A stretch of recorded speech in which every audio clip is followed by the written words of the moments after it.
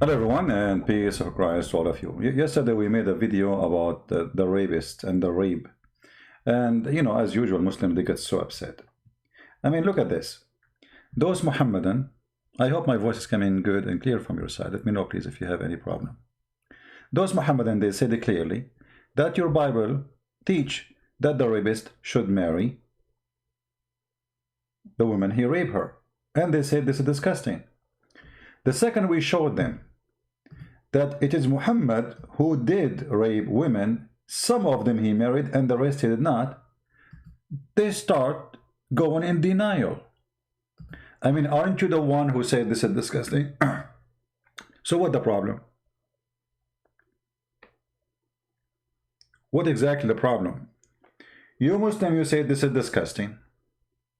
Are you going to swallow your tongue? If it's disgusting in the Bible, is it disgusting in Islam or not? Or it's disgusting only if it's in the Bible? We will show you an example of the stupidity. I saw some stupid, even there's a guy who speaks Arabic. He says to me there's a mass murder order in the Bible and supposedly happened. This is because you are an ignorant.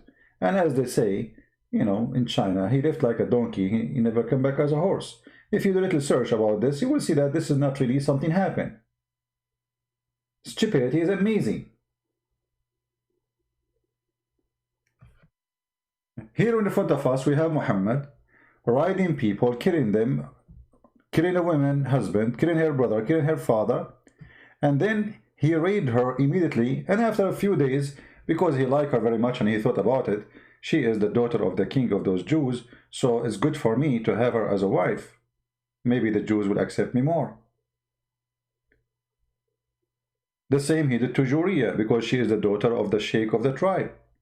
So this person, he is not even marrying them because he is trying to fix his mistake. He is marrying them to use them.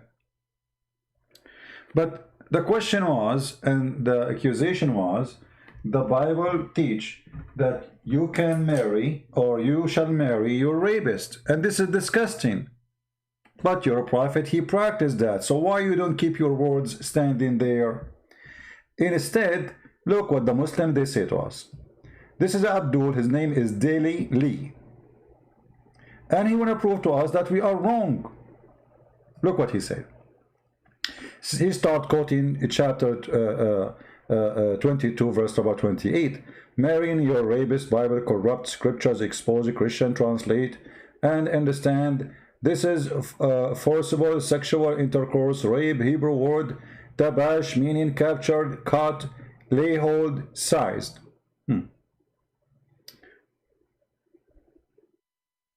I mean, I never heard of a stupid person.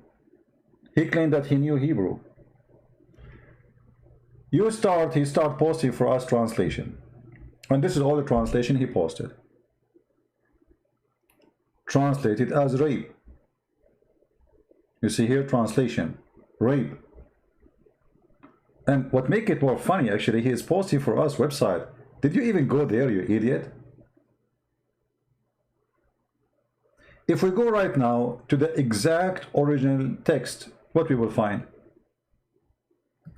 This is the original Hebrew. Let us go to the original Hebrew. Give me a second.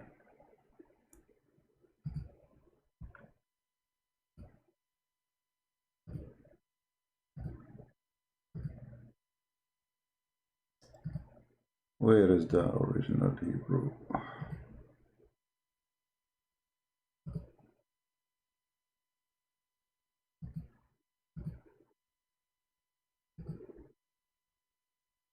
Let me find it. Give me a second.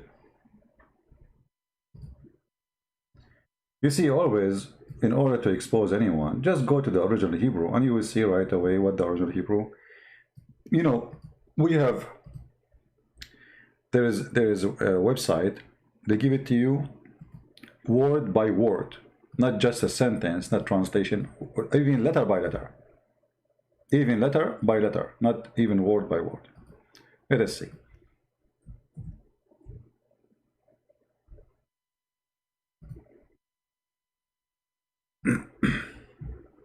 All right.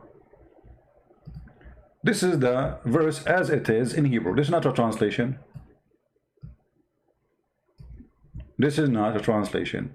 So each word is there one by one. It has even a number. It has the meaning.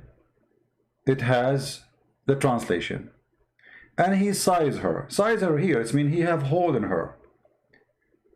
You know, if a man, he want to sleep with the women. Have you ever heard of a woman, she say, hey, come, take me, you know, women, she would say, oh, no, come on, you know, and then he take her, right? You will notice, you idiot, just to show you that you are a certified donkey. And sorry to use the word donkey with you. Look what you did. This is your own post, not my post.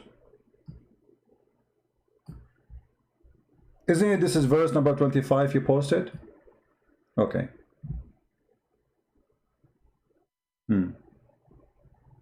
What it says? If a man he rape a girl, he shall die. So how the verse after it, it says, if a man rape a girl, he shall marry her.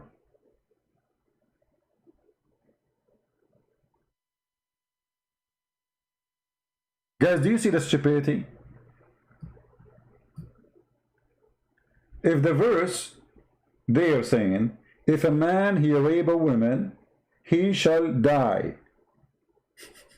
So how the verse after it says, if a man he rape a woman, he shall marry her? He die or he marry her?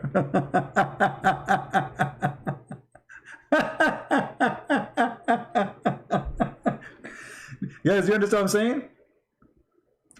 It says already, if a man, and he is the one who's posting, this is the donkey himself, who's supposed to trying to get us busted. So we have a page, and the page have a law. And this law says, okay, if a man he rape a woman, that man he shall die. The verse after it says, the man, if a man rape a woman, he shall marry her. So he marry her after he's going to be killed.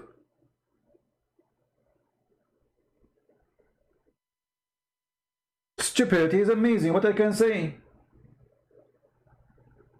And the dummy, he is the one who is posting this, not me. I mean, thank you for helping me.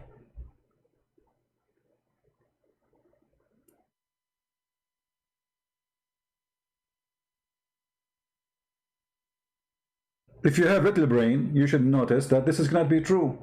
If he rape her, well, the case of rape already, it says there, if a man he rape a woman, he shall die. As simple as that. So obviously the second case is not a rape, because already the case of rape is described. And sizing women, sleeping with them, even if a woman, like, you know, we are talking about people who lived thousands of years ago. You know, when we speak about what we are reading, do you know how long we are going on time? Guys, do you have an idea? Just to give you an idea how long we are going in time. We are speaking about thousands of years. When those people, they have a law like this, at that time, people, they used to each other. Not long time ago, actually, people, they used to eat each other. We are talking about more than 3,500 years ago. And imagine how organized the society is.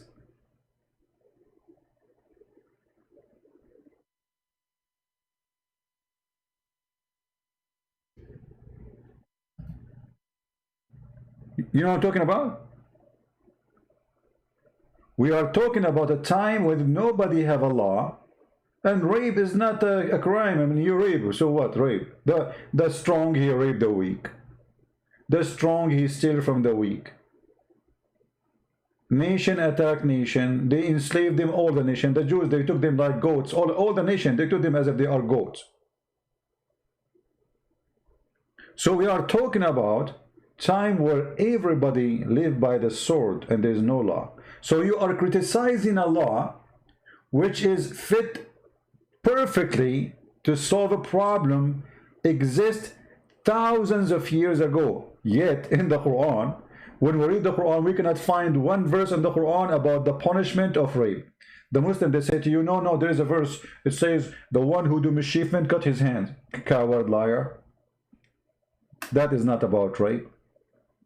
that is about using weapon. If you use weapon against anyone and you cause harm for him, that is mischievement. If the rape happened with the weapon, then you can use that verse, and all the scholars agree.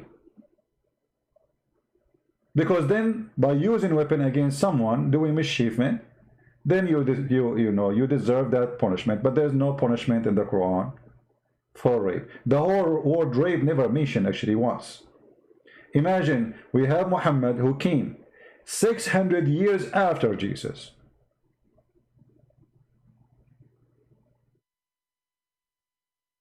And we have Moses who exists thousands of years before us.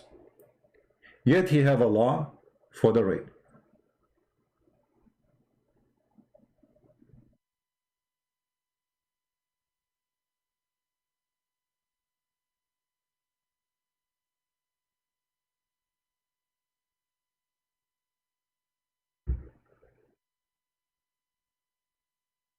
Here you see the hatred of the Muslims for our book, and they are so desperate.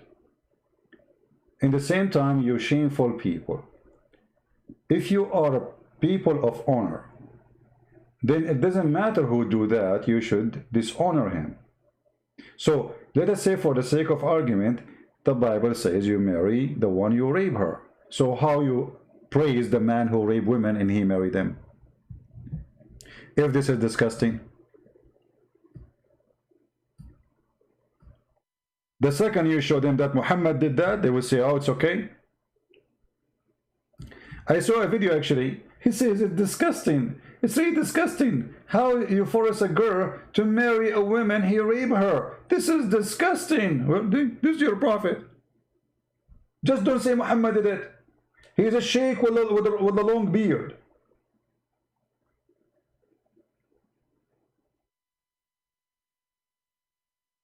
By the way, I did not post in the other channel that I'm going to go live on air.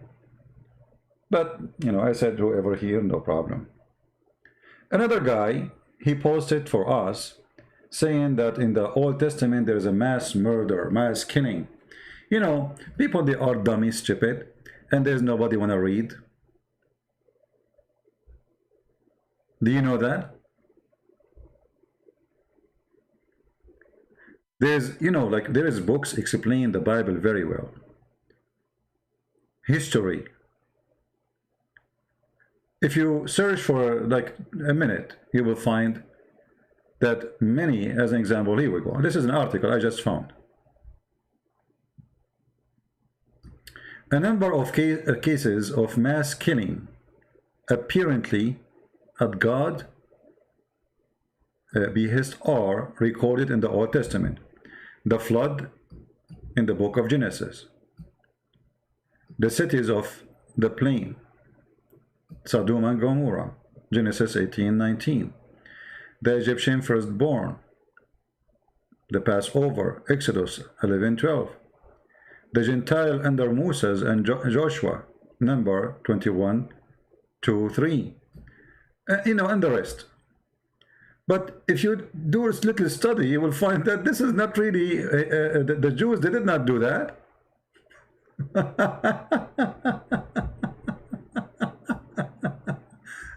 Oh, there is a mass murderer. There is a mass killing. There is, like read, you will see the explanation. Then you can read and you can understand better.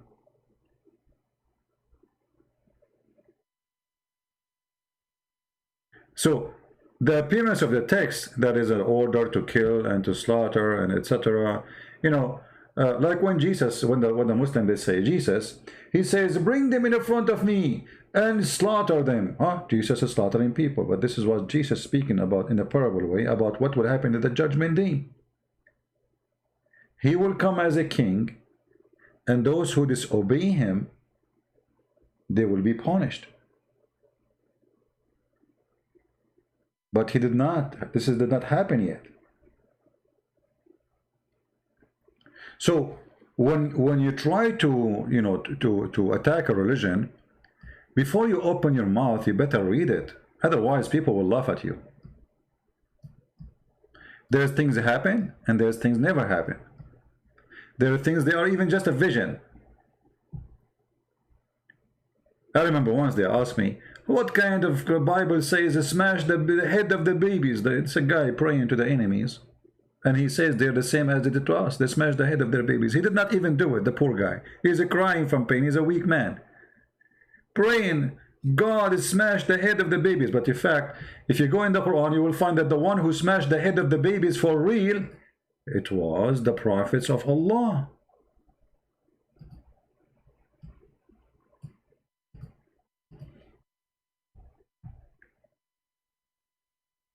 If you remember the story of Al-Khidr,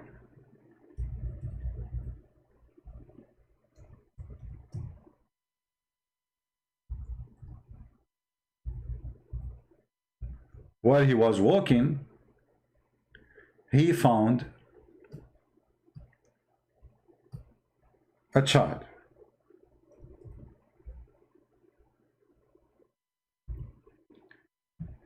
And this child, he did nothing. He was playing with kids. He was just playing.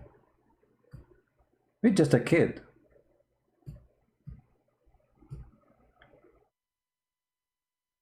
Al-Khidr, by the way, is nothing but a fiction story written long before Islam. If anyone is familiar with the story of the legend of Gilgamesh, you will find at that time speaking about a man who do search for the fountain of youth or the fountain of life. He drank from it and he became eternal. He don't die, and that is Al-Khidr. He drank from the fountain of life. Muhammad the fool, he took the story, he put it in the Quran, he make it as real story, and Allah, he told him the story. And this is additional proof that Muhammad is a fraud.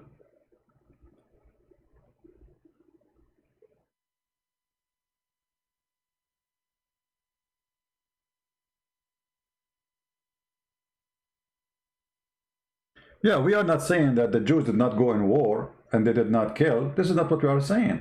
But people, they speak about, I mean, you see, in order to understand the Jews, who are they? You need to go back on time and see how they live.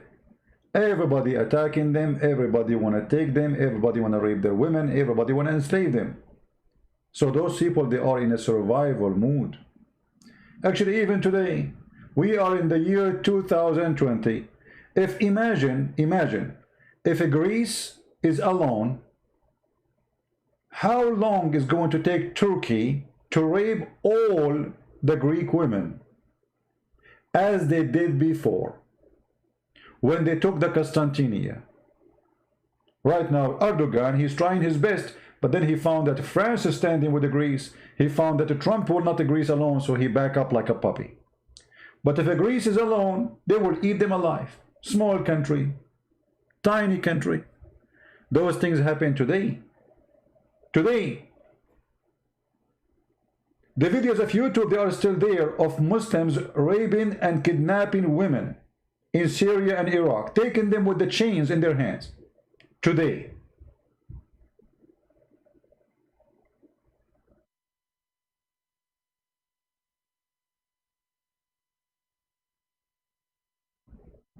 So they throw at you what they have. We are talking about the Jews who lived thousands of years ago. We are talking about Muslims who live today.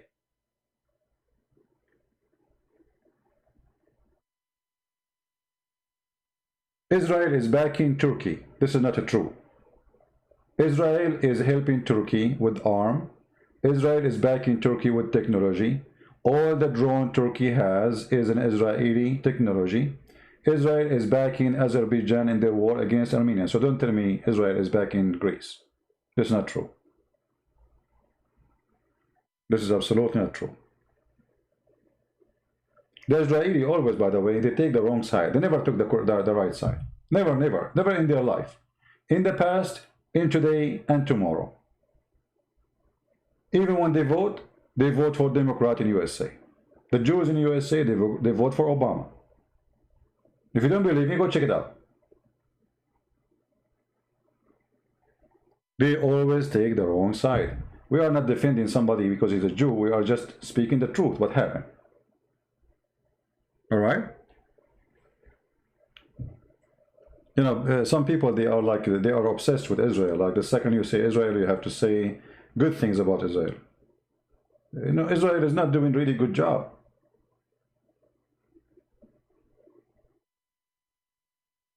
They never took the right side. Never. And count my words. Now they sign a peace agreement with Israel, right? Emirat and soon Bahrain. Just see soon, Netanyahu, he will pray with the Sheikh of Emirat in the mosque together, worshipping the same God. Just wait. They will claim both that they are worshipping the God of Abraham. Both of them, they are lying to each other. You know, the Muslim, he knew that he don't, and the other guy, he knew they don't. And yet, okay, let us pray to the God of Abraham.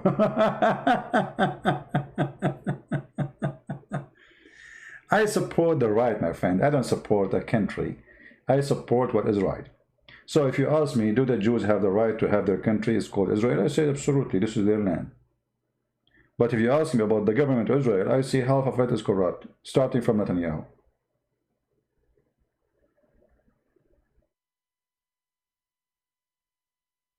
If there is no Russian base in Armenia, Turkey and Azerbaijan would eat Armenian in 2 days. Maybe, I don't know. If you see, if you demand, always when a person, he depends on others to defend him, I think this is the biggest mistake. You see, Israel, the only smart thing about them, they don't depend on America to protect them. They have already enough power to teach anyone how to behave if you try to attack them. And this is what all those countries should do. Armenia and Greece, etc. What if those friends did not show up? You know what I mean? Have it happened to you before that you have a fight and you look behind you, you found nobody, all your friends is gone? You know what I mean? Never depend on someone else to protect you. When you go in a fight, you count only on yourself because you don't know really if they will stand with you. So if you can make it by yourself, then you go for it. If you cannot, then don't do it. Because many, they will run away. All right? All the weapons of Israel has come from America. That's not true, my friend. The Israeli have a big involved in the American technology, which means a lot of technology we have in USA is Israeli technology. So it is the other way. Actually, maybe you do not know that the first one who made the nuke for America, they were Jews, which means the one who made America victorious in the war against Hitler, it was the Jews. Maybe you do not know that, right? Yeah, for sure you do not know.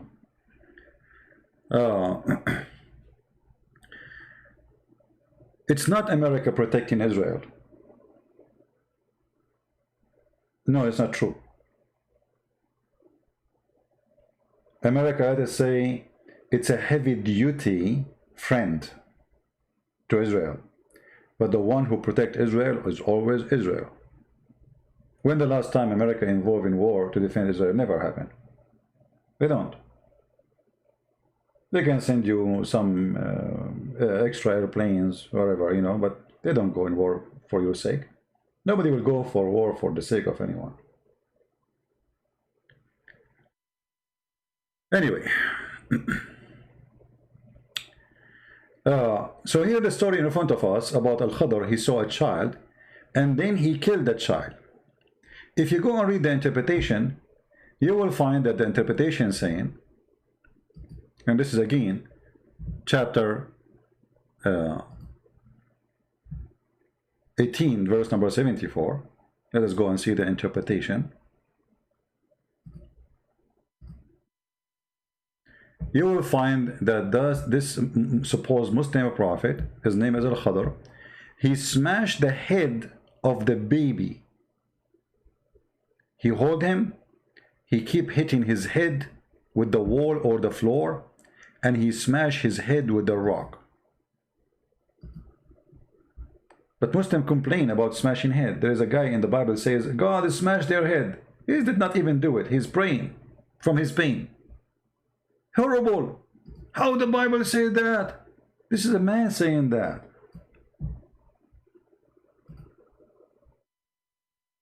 So it's okay as long it is their prophet doing it. It's not okay if a man, poor man, making a prayer, say God smash the head of their baby as they did to us. So they left, and after leaving the ship, make their way on foot. Enter when they met a boy who had not yet reached the puberty, playing with other boys, among whom his face is fairest. He did not like his face. And he, Al-Khadr, slew him by slitting his throat with a knife while he lay down, or tearing his head off with his hand, or by smashing his head against the wall. I mean, what a horror movie. When you show this to the Muslims, you say it's okay. But a guy saying God smashed the head of the baby in the Bible is awful, disgusting, ugly.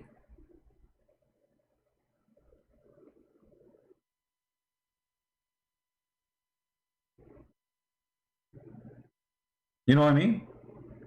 Here we see the hypocrisy. What happened? So you made a challenge for us saying that the Bible is saying that a man who marry a woman, sorry, a rape a woman, he marry her.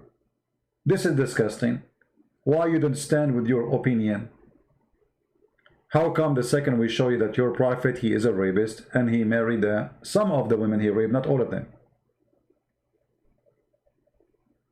The second you show them that this is what your prophet does, they go in denial.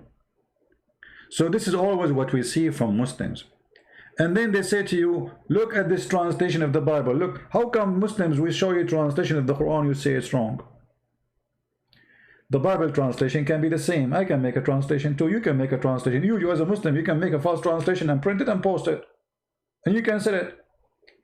This is why we Christians, we have to approve or disapprove certain translations. Because translation became commercial business. You make a book, translate the Bible supposedly, nice cover, and you make a price for it, you promote it, and then people buy it. It's a business. But there's books which is approved, and there's books which is not. As an example, International Version, this is the new one, translation. The first year, 2 year, there was tons of verses are missing, they are gone.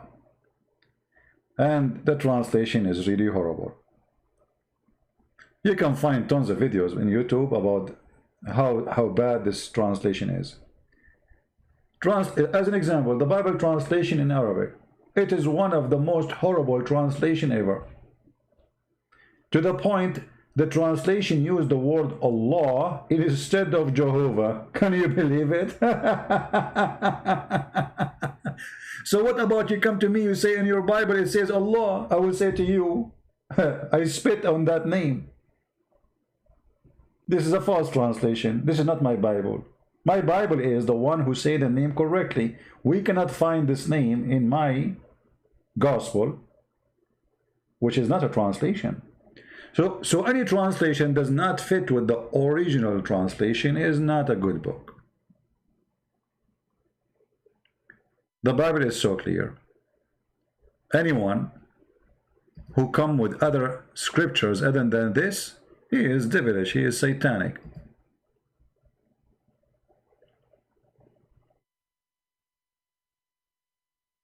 We have a kid here, he keep coming. His name is Yemen Warrior. I mean, this guy is Yemen Warrior, but he never joined war. There's a war in Yemen, but he is in YouTube.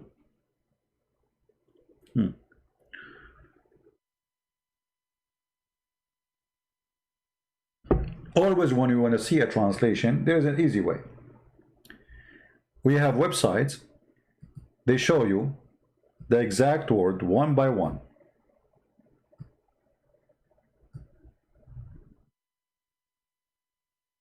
And it's very organized to the point it have numbers. Even you can pronounce it, like here, Nara. Translation, young woman, who is a virgin.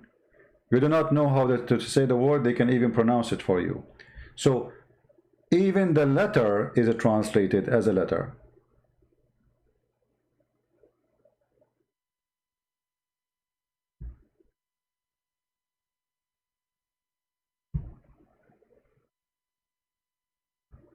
And we have the Jews. I mean, go to the Jews and ask them, the rabbi. They will laugh at you.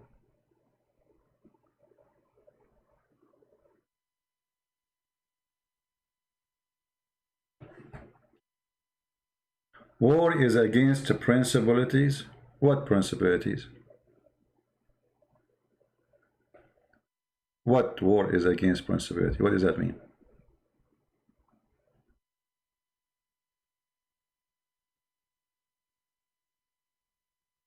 War is not against any principality, because war can come upon you, not necessarily you go to war. Which means you can be a person sitting at home and a bunch of gang, they jump from your window and they have guns. So who said that war is against? You have to defend yourself, my friend. And actually, every moment in our life is a war. A war between the right and the wrong, the truth and the false, the lies and the truth. War against temptation, war against deceiving. I mean, all your life is a war. From the second you are born to the second you die, you are in war. The only time you will have peace when you die. As long as you're alive, you're in war.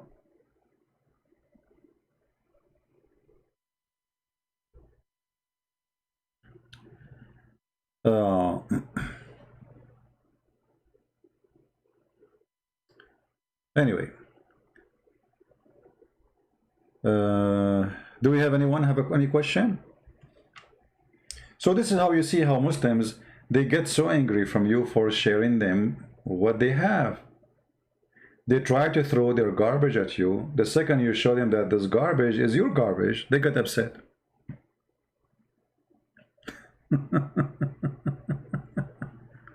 You know, this is the truth.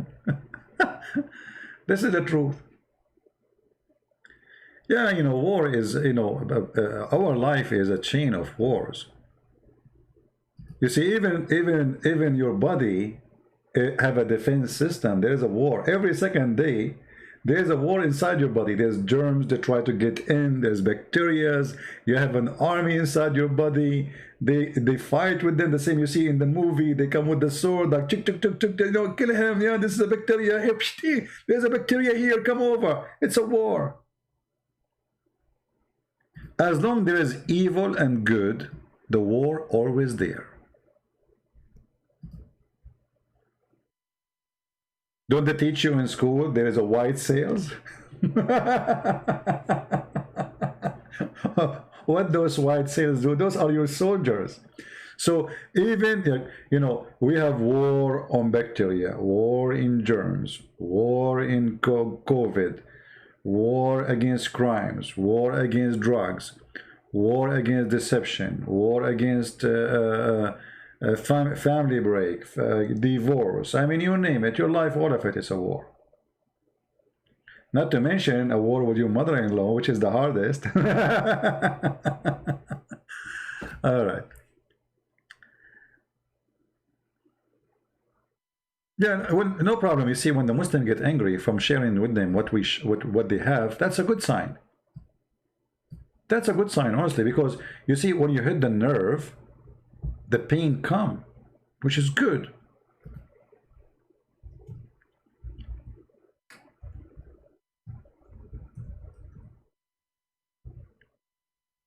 You hit the nerve. So what you expect?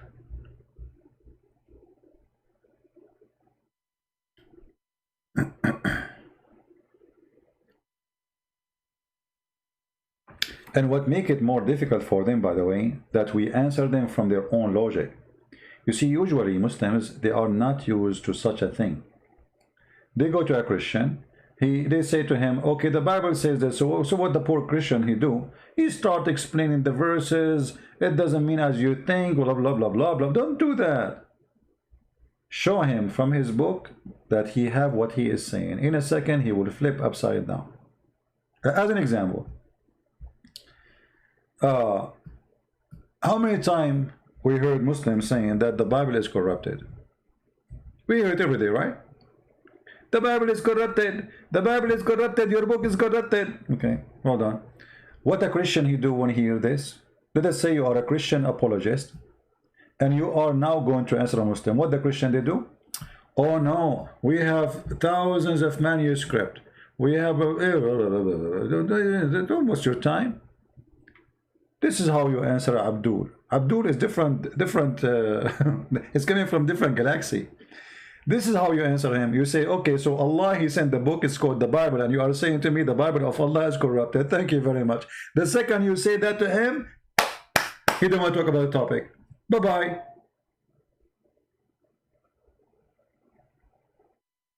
I mean, how stupid the accusation is, because Muslims are not the same as the Hindus. Hindus don't believe in Allah, don't believe in the Bible, don't believe in gospel, don't believe in the Torah anyway. But you as a Abdul, who claim that Allah is the one who sent the gospel to Isa, and then you say to us that the gospel of Isa is corrupted. Who is the stupid here, you or me?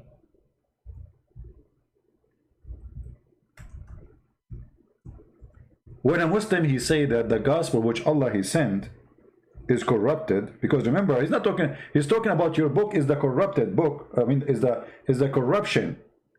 But he is saying that the Quran, the book of Isa, which Allah he gave to Jesus, it's called Injil. That one is corrupted. So what's my problem? Agree with him. Say to him, yes, the book of Allah is corrupted. In a second, he will start crying. He will change the topic. He don't want to talk about it no more.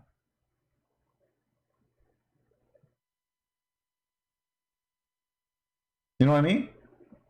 Why you want to waste time, your time? Here we go. And look how stupid even the Quran, the author of the Quran. The Quran called the book of Jesus Injil. Allah, he is quoting the Greek name? I thought Jesus was sent to the Jews, so his book should be in Hebrew. Why the book of Jesus called Injil? Any Muslim can tell us? I will tell you. Because the donkey Muhammad, he was copying what the Christians at that time, they say he never heard of any other word. So he claimed that Allah, he sent down the Injil. If you ask Muhammad what Injil mean, they do not know. What Torah mean, he don't know. Actually, here we go. We are here. How many Muslims we have? God, did I say God knows? No, we cannot say that. The Shin of Allah only know how many Muslims are listening. Okay, how many of you Muslims knows what the word gospel mean according to Islam? No problem, Leslie. You know what we can do. I mean, I don't keep my videos for long anyway. They can spam. Any Muslim know? They don't know. Okay, what Israel mean? They don't know. What Abraham mean? They don't know. They don't know. What Isa mean? They don't know. What Maryam mean? They don't know. What Imran mean? They don't know. They don't know. Muhammad do not know. Allah don't know. You see, even when Muhammad, they ask him, they said to him, what is the spirit?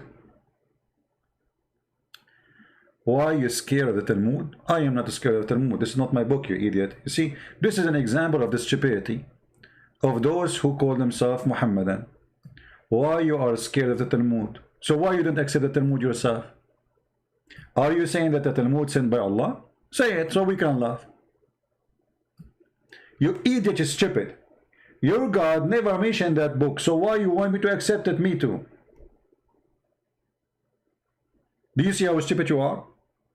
Your God Allah, the Shin, he mentioned the book of David, the book of Abraham, which I don't know where it is. Where is the book of Abraham? Do you Muslim have it? The Torah, the Gospel, the Psalm, the Zabur. Okay, where is the Talmud? Did Allah mention the Talmud? No. So obviously you are a donkey. You think the Talmud is a book of God when even the Jews agree this is a book of shish kebab, falafel. It's a magazine, you idiot. The Jews, they have a magazine. This is what the Talmud is. So your foolishness is beyond imagination. So you are saying to me, are you scared from the magazine? Huh? And actually, most of your story, your prophet story, is taken from that magazine. Like the punishment of the grave. Or what about Muhammad? He heard the Jewish women saying that most of the punishment of the grave is because of piss. Have you ever heard of a smart prophet like your prophet? Piss. So Allah will not torture me because I rape a woman. He will not torture me because I may be a child molester, or because a thief, or because a criminal, or because a rape, whatever, you know. But if you have some urine, brother, on your foot, Allah will torture you in the grave. Genius. Just because a Jewish woman, she said that, Muhammad, he took it, he put it in his book. This is your magazine. Aren't you scared of the magazine? It is you who is scared from the Talmud, not me.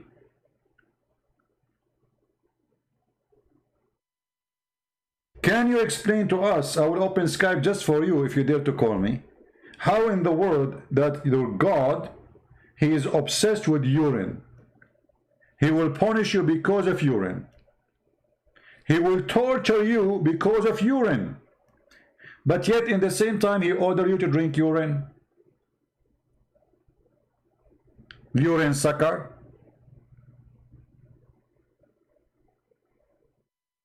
I advise you to change your name to uranium.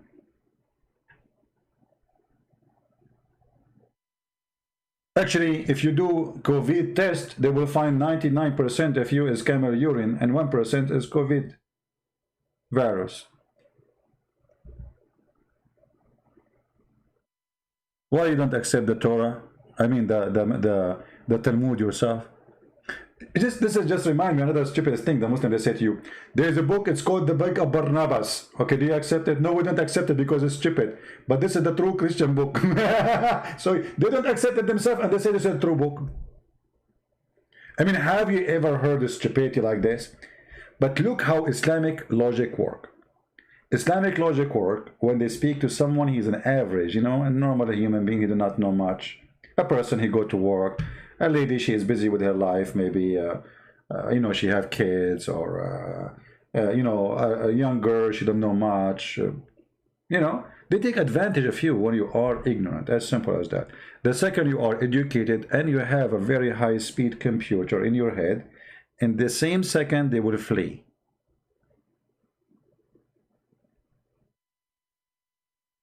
What is Talmud, Mr. Prince? Search it in Google. Prophet Google will tell you in 2 seconds.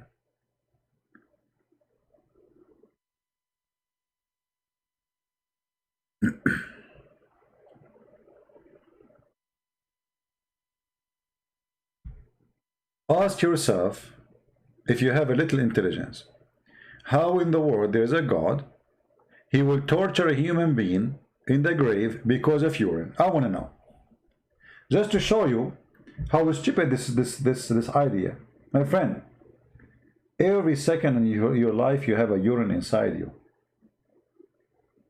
So what the difference between urine coming out, touching your skin outside, and urine is inside you? It's the same.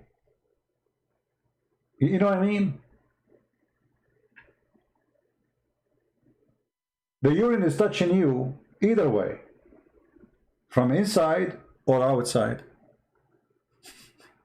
So why does God, he will punish me for accident? Like, nobody want to shower himself with his urine. I mean, okay, the guy is pissing, so some urine touch his foot, and now this, look what it did. Allah will torture me now. Allah will, you know. Do you remember the guy we play his video about shaitan? He play with your anus if you don't say the prayer. This is Islam, superstition, stupidity.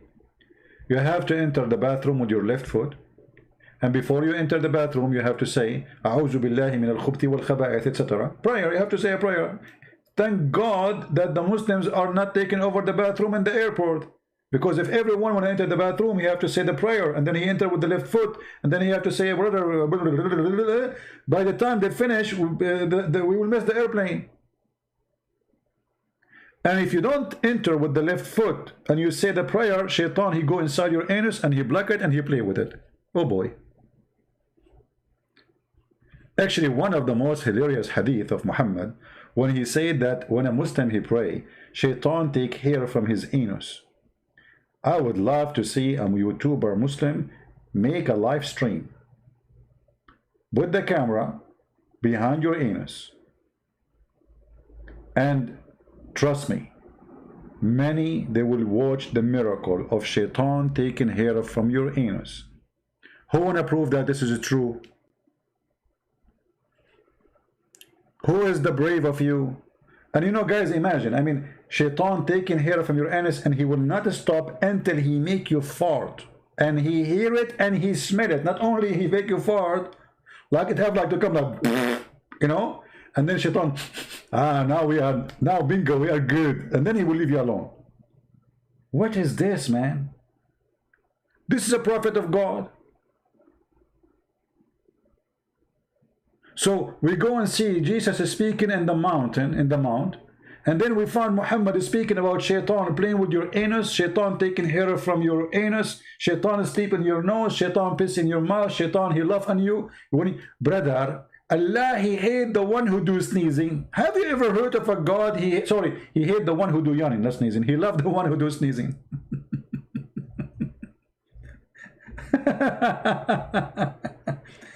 Once I opened a chat room in Paltalk. It's a program, it's called Paltalk. It's called Let Us Sneeze for the Sake of Allah. The Muslim went not. I mean, come on, why you get upset? Allah, it says, indeed, Allah love the one who do sneeze, and he dislike the one who do yawning. What I would do with this now? And the funny, by the way, guys, just to show you, I'm not going to show you the hadith because I have a reason, and I will show you later. There's an article about how Prophet Muhammad, he fought and advised about COVID-19 1400 years ago. Okay.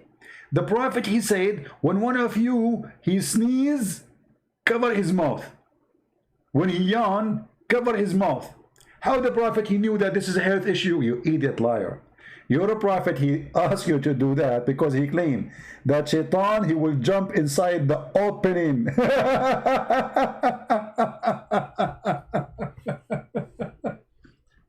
So they cut the last part of the hadith. They say the prophet, he says, one of you, he do yawn, put your hand in the front of your mouth, and Allah, he hate those who do yawning. So look how they changed the whole story. Shaitan, he jump inside your mouth when you do yawn. Allah, he hate me now. You have cold, Allah love you. You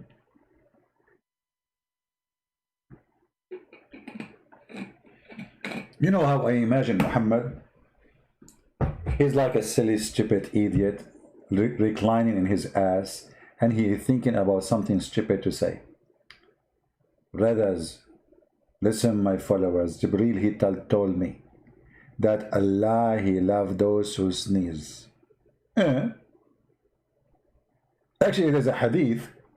It says that if your brother, he sneezes, say to him, Irhamukallah, may Allah have mercy on you, because supposedly you die, according to the fiction. And then if he sneezes again, say to him again. But if he sneezes third time, that's when he have a cold.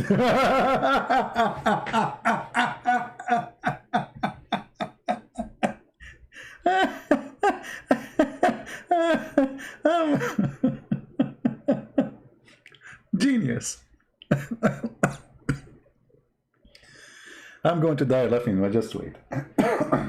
And then the Muslim, they will say, Allah killed him laughing. Allahu Akbar, brother.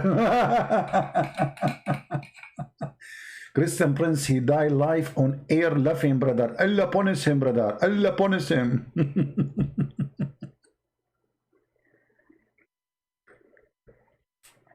Abdul, we will die anyway. You idiot.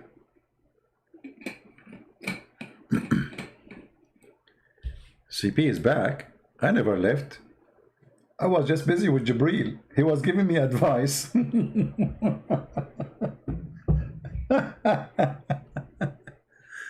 Oh boy. Don't lose your voice. I'm not going to lose your voice. I can sing for you. Let us sneeze for Allah. Let us sneeze, mashallah. Let us sneeze, don't fart, for you are scaring her. Have you ever heard of a prophet? He hid garlic. The one who eat garlic or these plants cannot enter our mosque. Why? Because garlic offend the angels. Why the angels? Jibril is a Dracula? What? Why we cannot eat garlic?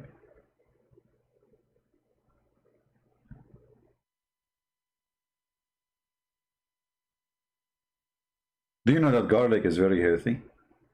Someone is asking me, what do you do for a living? I live. Do you? My friend, a person like me, it's very easy for him to do anything for a living. I will give you an example. I live in America. I have degree in Islamic law. I speak Arabic. Do you know how many big company organization they can hire me in a second just because of those things? You cannot imagine. So don't ask me what I do for a living. None of your business. What I do now is exposing and spanking Muhammad. Actually, this is what I do. I spank Muhammad. What do you want more? You love garlic? Shame on you. What if Allah now he punish you for loving garlic? Sorry to tell you, you cannot enter the mosque of Muhammad because you eat garlic.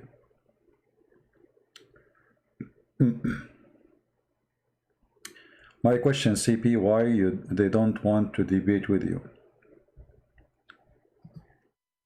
The answer is very simple. You see, your reputation speed you. I will tell you something about when I was a kid. The first thing the teacher, he come to the school, he mentioned my name. He say, who is this guy? Stand up. He said, listen to me. Don't think I am the same as the other teacher. You cannot do to me what you do to other teachers. And all the students, they say, yeah. The teacher is new in the school. He knew no one, but he heard about this student in that classroom. So he's giving a warning. Don't do that to me the same as you do to others. I'm not like the rest. So this is what the Muslims are. They don't dare. Otherwise, who is holding them?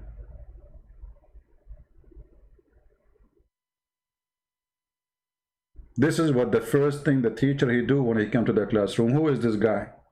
Stand up. Listen to me. If you think I am like the rest, I am warning you. I am totally different. I will teach you how to behave. Never do that to me. I did not say anything yet. I did not do anything. What this guy is talking about? Your reputation speeds you, my friend. Yeah, proceed you. Thank you for correcting my English, Sarah. By the way, Sarah, in case your English is not good, I am the one who taught Shakespeare how to write his book. Actually, Shakespeare is my uncle. He was an Arab, and his real name is Shakespeare.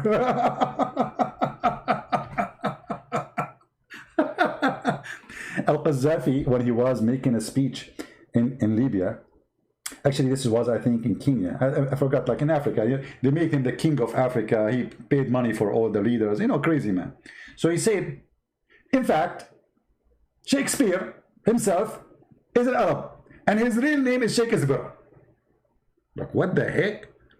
Shakespeare is an Arab and his real name is Shakespeare?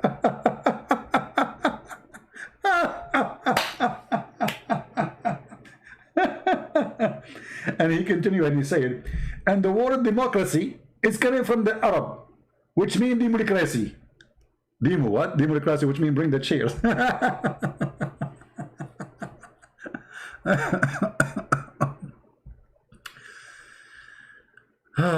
Dios, you want to challenge me in what, my friend? Are you a Muslim? Dios? Your name sounds like a Greek, so how you want to challenge me in what? Something fishy. Maybe you are joking. Yeah. I made your day. Oh boy. Don't say that. The Muslim, they will accuse you saying they are saying Christian Prince is God. He is the creator. English is funny. You made my day. I mean, literally, by the way, English is funny. Like running nose.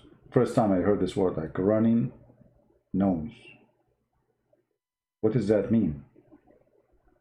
How in the world the nose is running? Just let it go. English. Any Abdul? You love me? Oh boy. I'm sure you don't mean it. What do you think about preservation of the Quran? I believe the Quran is preserved letter by letter and word by word, except what Allah said, that Allah will cause the Quran to be forgotten and to be abrogated. I mean, it's very funny, the Muslims, they say the Quran is preserved, when the Quran says, no, it's not. Isn't it the Quran said that any of our revelation we cause to be forgotten or to abrogate? We will make something similar or better. Even the Quran says we will make it forgotten. And which make it more funny, he says, nunsiha. Nunsiha? What the heck? وما ما ننسخ من آية أو ننسها نأتي بخير منها أو مثلها. Any verse of our revelation we cause to be forgotten. I mean, what kind of a revelation? Hey, brother, did you hear my revelation? What revelation? I forgot to tell you. I caused you to forget it.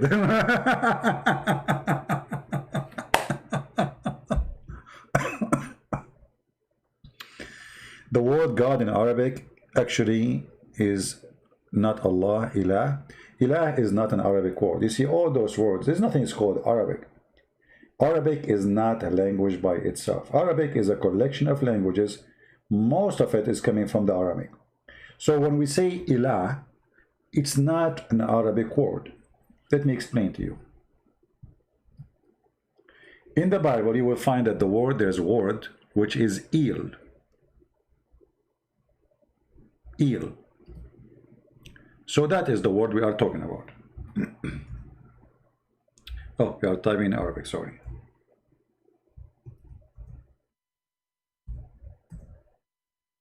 That is the word God. So when you say ilah, you are saying the God. The God. That is not a name of God. And that is not Arabic. And that is not even Hebrew. That is Aramaic. All right? And here actually you see that Muhammad and Islam is based on other belief. When Muhammad, he called his angel Jibreel. Jibreel. What is the last two letters in the word Jibreel? Il. So how Allah have 99 names or 99 words attribute to Allah, but none of them is Il. And then Jibreel is an angel, he belonged to Il. You know what I mean? Israel, Mikael, Israfil, Ishmael. There is, those, I told you, there's nothing called Arabic. So there's many words, all of them, they are not Arabic, like Rabb. Rabb, it can be found in the Aramaic, it can be found in the Hebrew. Don't you say Rabbi? Rabb, Rabbi, that is God. You can find it in the Quran too. Rabbu hadha al-bayt. Or Arbab.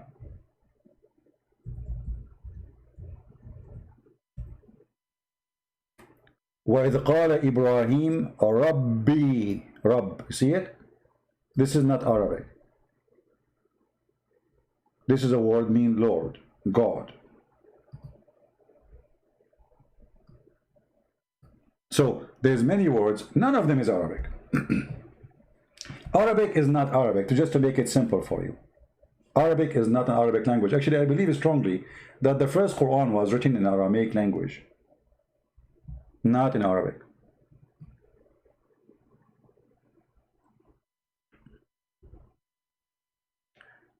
Any other question?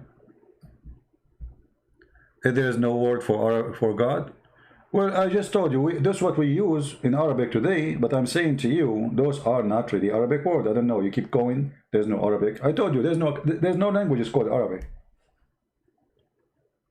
You see, many of you do not know that Aramaic have a huge impact in mankind history. As an example, what is the numbers you see in English? You see those numbers? 1, 2, 3, 4, 5. You know,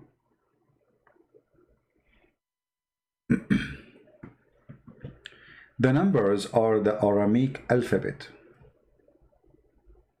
Alif is 1, 2 is B. The Aramaic, they have a very unique system. Super intelligent nation. So the alphabet itself is numbers.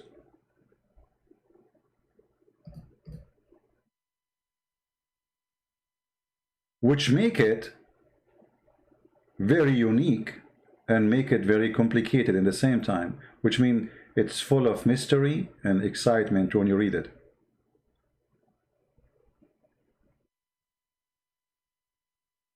I do many insult. Well, you are a Muslim who call me a pig and a monkey and a donkey, and yet you talk about insult? Do you have a mirror at home?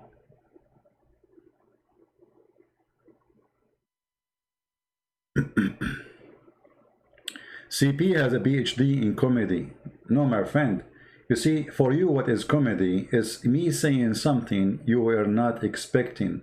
That because I have a very fast processor. Do we have any other question?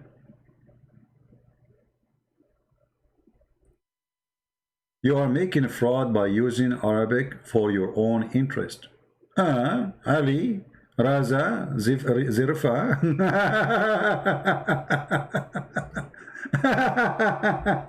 Let me ask you, Mr. Ali. Did your God Allah, he learned Arabic from the Arab, or he is the one who created the Arabic? Guys, listen to the answer. The Muslim now is going to get me busted. Let me show you what Ali is upset. Shame on you. Shame on you. You know, Ali, I hope you are not like one of those guys who put makeup in their face. I mean, the shame on you here sound very weird. Shame on you. You are making fraud by using Arabic for your own interest. Can you explain to us from your dictionary what does that mean exactly? And what is that icon in your picture? Is that a mullah? Are you one of those mullahs who decorate a kid and he dance bachabazi?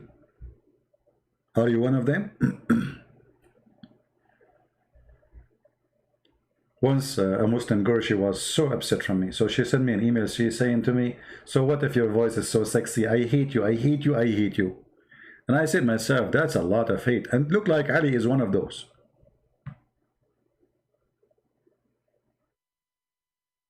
He's like Zakir Naik. He's sexy and he know it.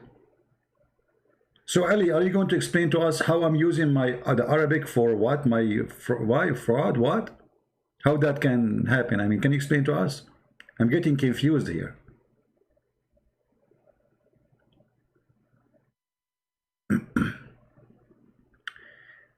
Do you ever have in-person debate? That would be awesome. Trust me, it's not going to be awesome. That will not be awesome.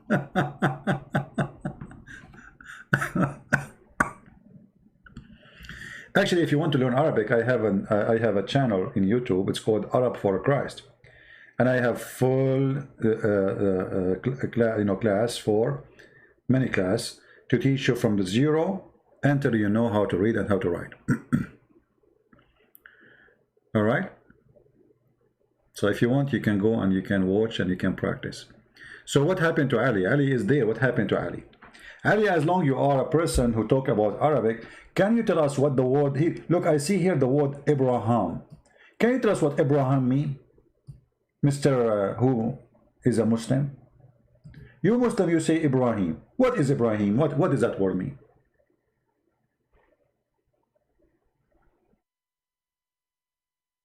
Anyone? Can you explain some verses, virus in the Bible? You mean verses or virus?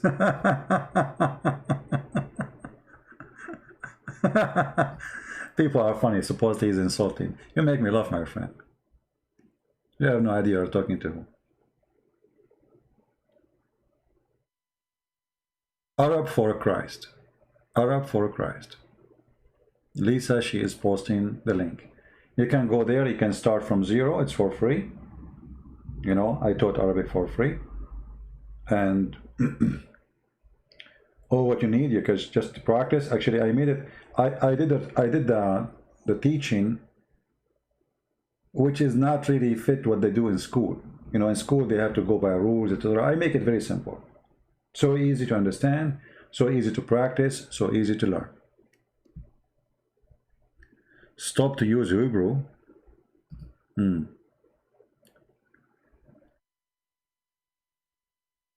Verses, okay, no problem. Well, my friend, we have our brother, his name is Sam Shamoun. If you have any question about the Bible, go to him. For me here, I am in charge of Muhammad. I talk about the Bible sometime, like we just did, but it's not really my topic. And I will tell you why I don't really speak too much about the Bible. First, my English doesn't help me. The Bible it's very sensitive, not like the Quran. Quran is a stupid book. The Bible, if you say the word, you know, my English is limited. So if you say a word which is not really the right word, it can be a change and different. In the case of Islam, because I see the words in Arabic, so I know the original meaning. And then the translation here next to it doesn't make any difference for me.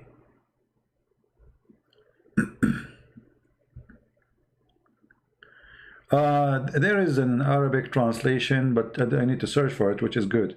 But there is many translations. The one they listed in the website, most of them, they are not good. Arabic is difficult, is almost like Chinese. Not really. If you know the basic, if you learn the alphabet, then the rest is very easy. But I tell you, the grammar is hard, yes. But who is, I mean, you do not need to be professional. Even those who they live all their life in the Middle East, they speak Arabic. Even Arabic teacher, they make mistakes in the grammar. Okay. Did Prophet Muhammad owned slaves? One of his title was slave seller and buyer.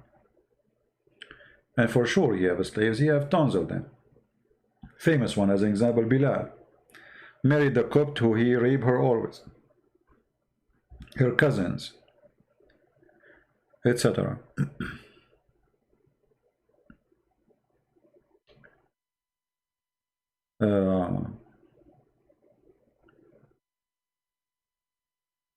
Any other question? Birthday.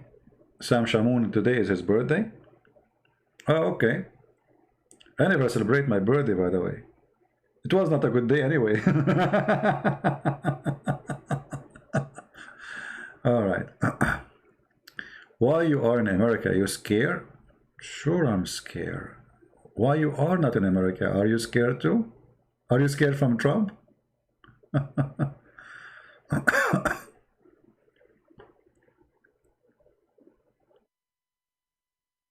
Let us see. Can you explain about tomato? Tomato? You mean tomato? I'm not sure what you mean.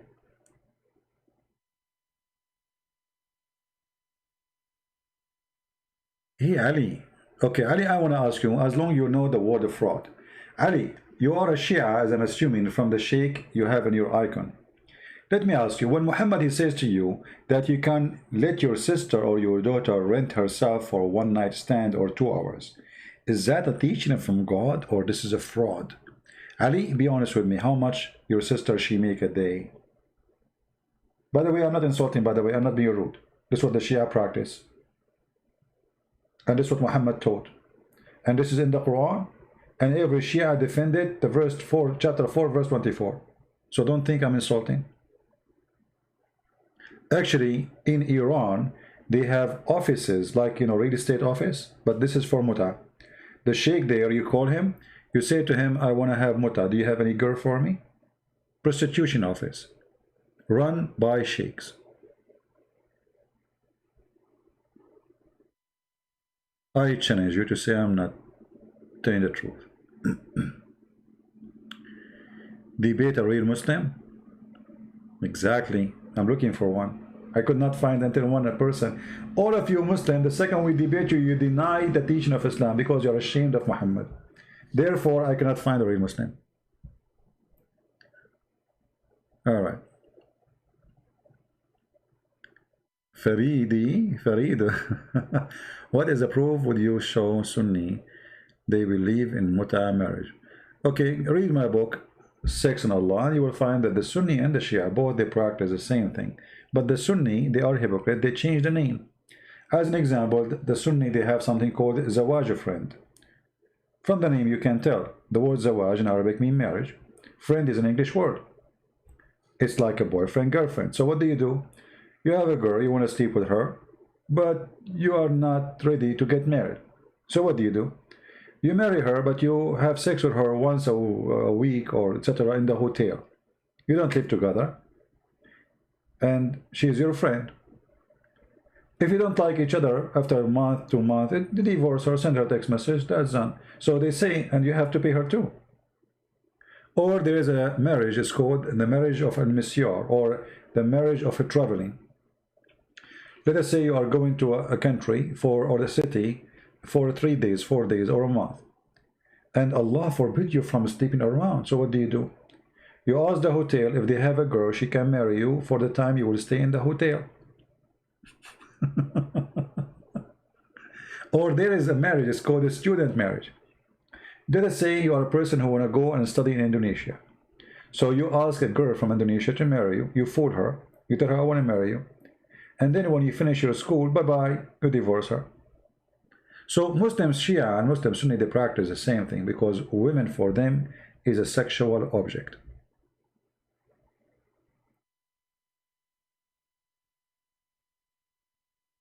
It's a sexual object. So they have no shame in doing all of this.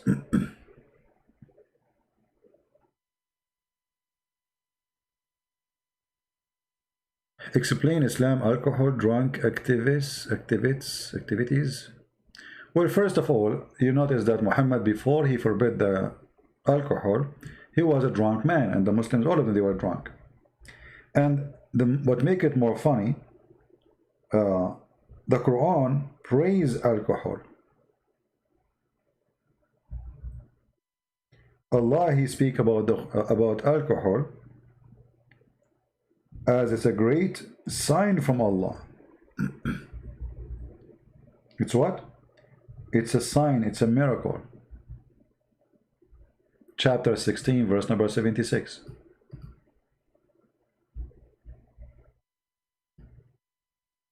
In that point, Muhammad, he was in love of drinking. Then Muhammad, when he is dying, he cannot drink no more. Then he come with the idea, everybody is drinking, he cannot drink, so he forbade the drinking. And the verse in the front of you. And by the way, here you see how the translation is false. It says, and from the fruits of date palms and the grape wine, the river sugar and wholesome food. It doesn't say. You see the coward? Do you see the cowards? The word alcohol is gone. Suddenly it is sugar and wholesome food. Change the translator. Coward, they have no dignity, no honesty.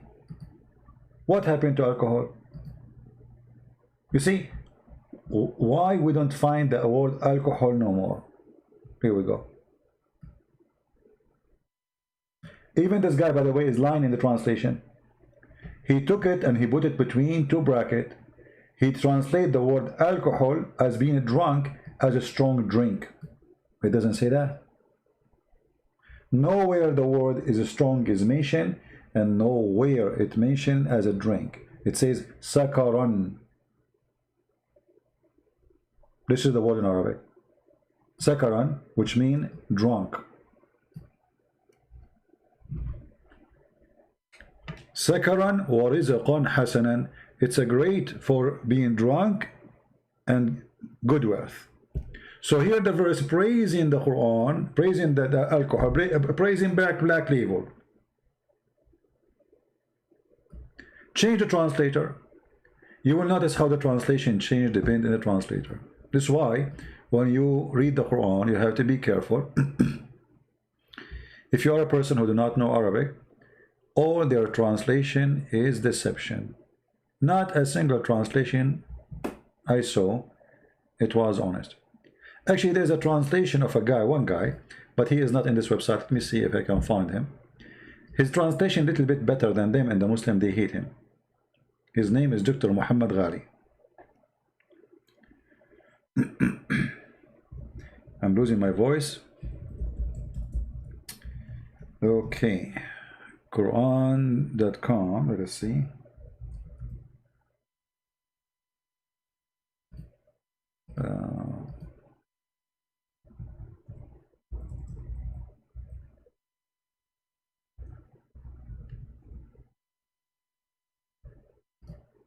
So if you notice here,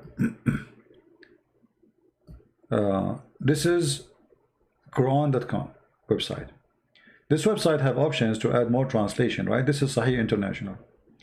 But look, even Sahih International, it says, you see the word? Do you see it? Let me zoom in. How come in the other translation this word disappear? And how it can be something will make me toxic, drunk, yet it is good provision. And how that is a sign from Allah. At that moment, Muhammad, he was trying to make people who they are gang, drunk people, to join him. So he stopped praising alcohol.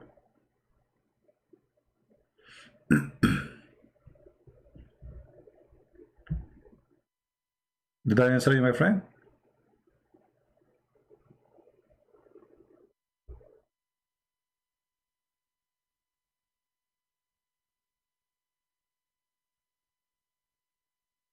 Yeah, actually, I need to take maybe not a vacation. I mean, vacation, let us say, from going live on air, because going live on air is taking too much of my day. And when I finish, I don't feel like doing really writing anything.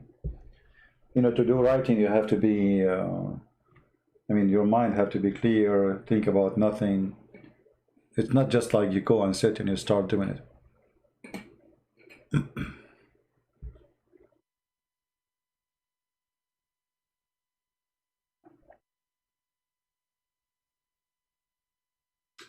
Good to drink water. This remind me when Allah, he says, وَجَعَلْنَا مِنَ الْمَاءِ كُلَّ شَيْءٍ حَيٍّ, and we made from the water every living thing. But the idiot, he forgot that he said that Allah created the angels from light, and the genie, he created them from fire.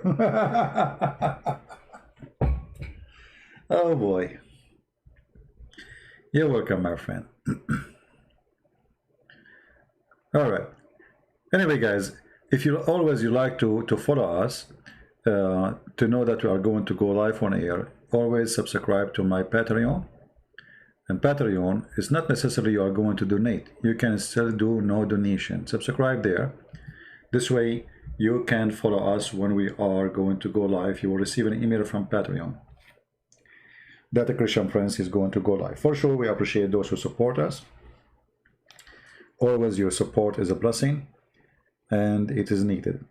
However, our service is always for free, and it's for the poor before the rich. So you donate, you don't donate, still you get the same thing. I'm just telling you, I treat no one different.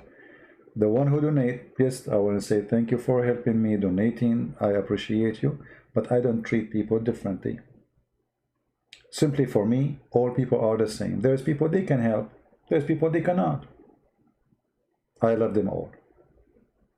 Same time, the Lord, he knew the heart of the person. He knew who can help, and he would to help if he can. And he knew the one who can help and he don't. So what do you do is between you and your Lord. And what I do is between me and my Lord. However, my service is for free. So I want to say thank you. I really appreciate you to be here.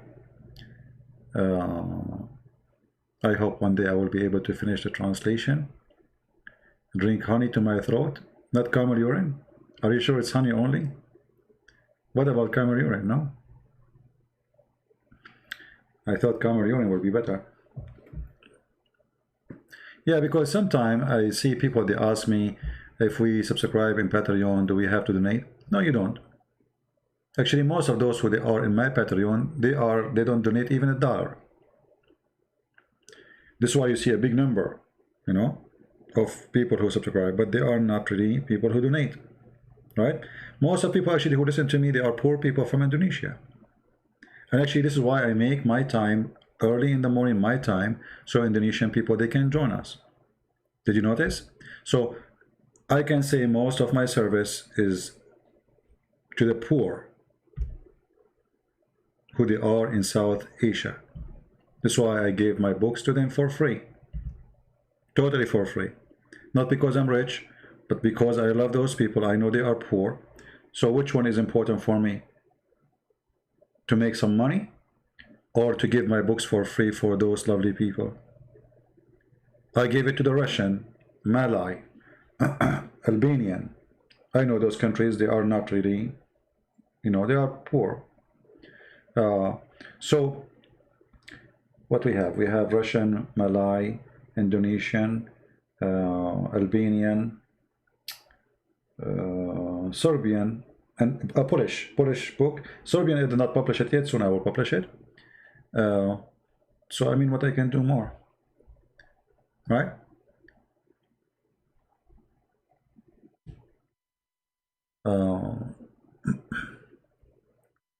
هم أولى من العرب. Yeah. Let us see. No, I'm not saying that so people will say thank you. I'm just telling you, I mean, I do my best. And the Lord always provide to me. I never worry about tomorrow, because always the Lord, he opened doors. God is good, my friend. You put your trust on him, you will never fail. And you know, he never let me down. Never. I don't get worried. I know. I mean, anyone who make books, his #1 target is to make more sales, right? And actually, even the translator, they say to me, why you don't sell the book? Why you want to give it for free? I said, what's your problem?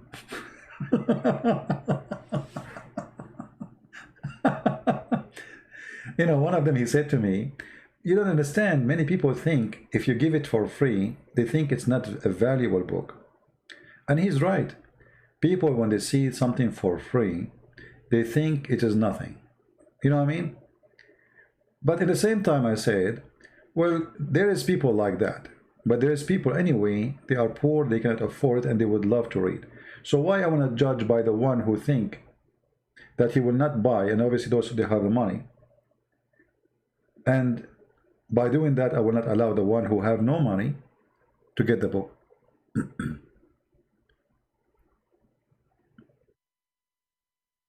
And now we have an army of Christians around the world who they have a lot of reference, not only tens of thousands of videos I made and hours of my life, recorded live on air, but we have books in their hands.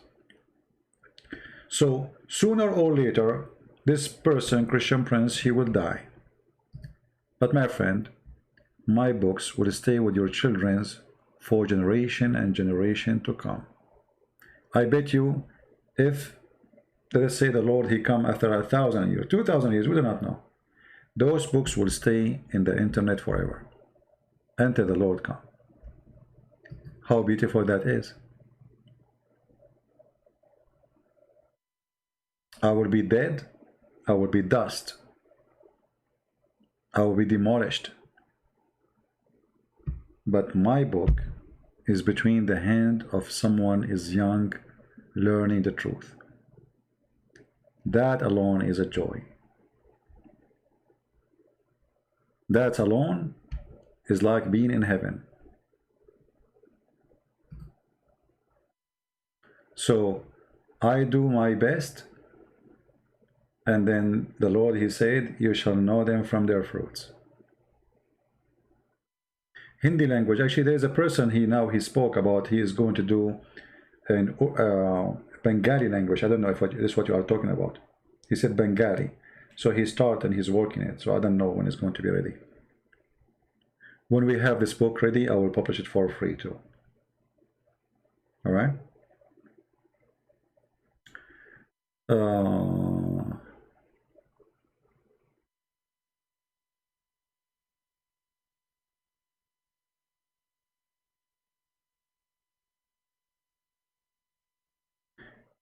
Yeah, but you know, these days, like, I mean, books is the internet. I mean, this is the easiest way to receive books. Actually, the internet make my life different, to be honest with you. If not the internet, how I'm going to be talking to you? You know what I mean? Even my books actually is possible because of the internet. As an example, I live in America. I don't have access to the physical books. I have my own library, but it's small. So how I can find all those books? There's tens of thousands of books. It is the internet. So the internet gave me a great deal of access to books, which is impossible for me to have. Like I have tons of stories and a hadith and things in my head, in my memory. But when you make a book, you have to write the page number. It's not enough to say, it says that. You know what I mean? When you write a book, you cannot say in Islam it says that. People, they need to see where, which page. Imagine we show Muslims which page. We give the number, and still they accuse us of lying. Look like I'm losing my internet. I hope not. You know what I mean? We show the number. Did you see the Muslim, they make a video? The introduction of a Christian Prince in section of Allah, it cannot be found. Idiot. And I promise, if he can find it, I will do apologize. And then we got them busted. It's there. Right? So you cannot make a book by saying it is exist. This story exists in such a book. You have to give the page number. You have to give the story number if it has a number. Otherwise, people, they will be all over you. Right? This is why the internet is extremely important for the work I do when it comes to research and finding, reference. Even I knew it. It's in my head, but still you need the internet to get an accurate numbers and reference. Otherwise, and by the way, all the numbers you see in front of you, like here in the hadith, those are not accurate. You see, if you go to the book, the Arabic book, you will not find those numbers. Like here it says, English reference, book number 40, hadith number 2746. And then it says Arabic reference, book 43, hadith number 297. This is not true. When you go to Arabic reference, you will find different numbers. Depend in the print, depend in the version, depend in etc. And maybe many of you do not know. Like when the Muslim, they say as an example, Sahih al-Bukhari. There's no such a book. Al-Bukhari does not exist. You see, this is Al-Bukhari. They claim this is a book made by Al-Bukhari, but nobody have a book for Al-Bukhari. Those are book claimed that Al-Bukhari said this, but nobody have his book.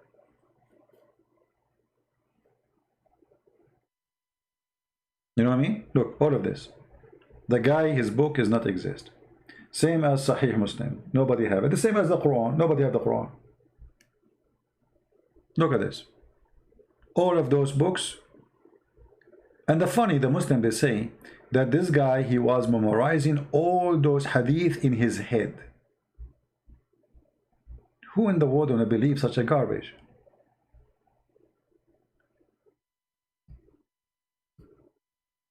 One person, he memorized all those thousands and thousands of hadith, word by word, letter by letter.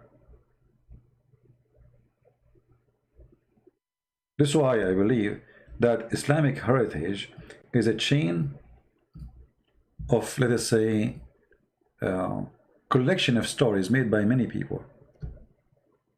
I will show you an example.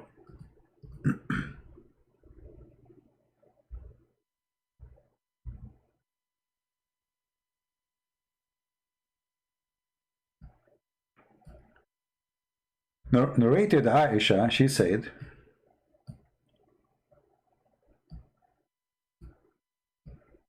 that one of the wives of Allah apostle joined him in itikaf, and she noticed blood and yellowish discharge coming from her peep, you know what the word, and she put a dish under her when she prayed. I mean, how in the world this story is published? Aisha, she went to a guy. Look who is reporting the story. حدثنا قتيبة. Okay, قتيبة is a guy. حدثنا يزيد بن زريع. This is a different guy. This is قتيبة. He heard it from Yazid, the son of Zurayh. He heard it from Khalid. Who's Khalid? We don't know. He heard from Ikrama. Who's Ikrama? We don't know. We heard from Aisha that she said. But this guy, Al-Bukhari, he came almost 200 years after Muhammad.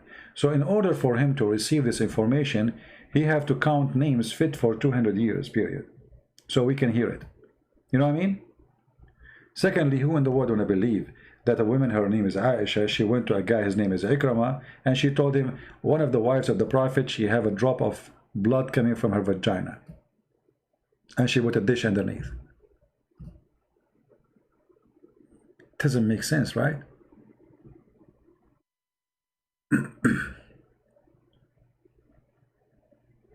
First, this is stupid. Secondly, disgusting. Secondly, this is not something to publish. What is this? Or the Prophet used to kiss me and suck my tongue. Or the Prophet, he used to put his private thing between my legs when I have menstruation. I mean, if Aisha really, she was reporting those things, she is a very horrible woman. Especially Muhammad, he said that a woman or a man who say what happened inside the house, he is a bad person.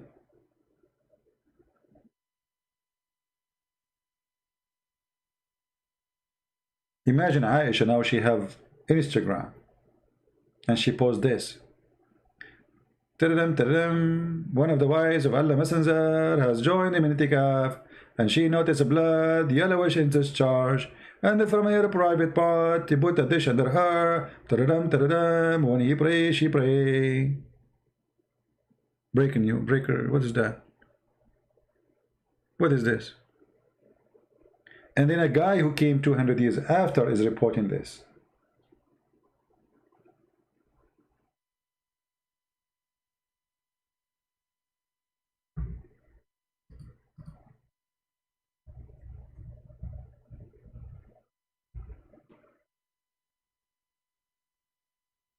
Look at this. All those stories.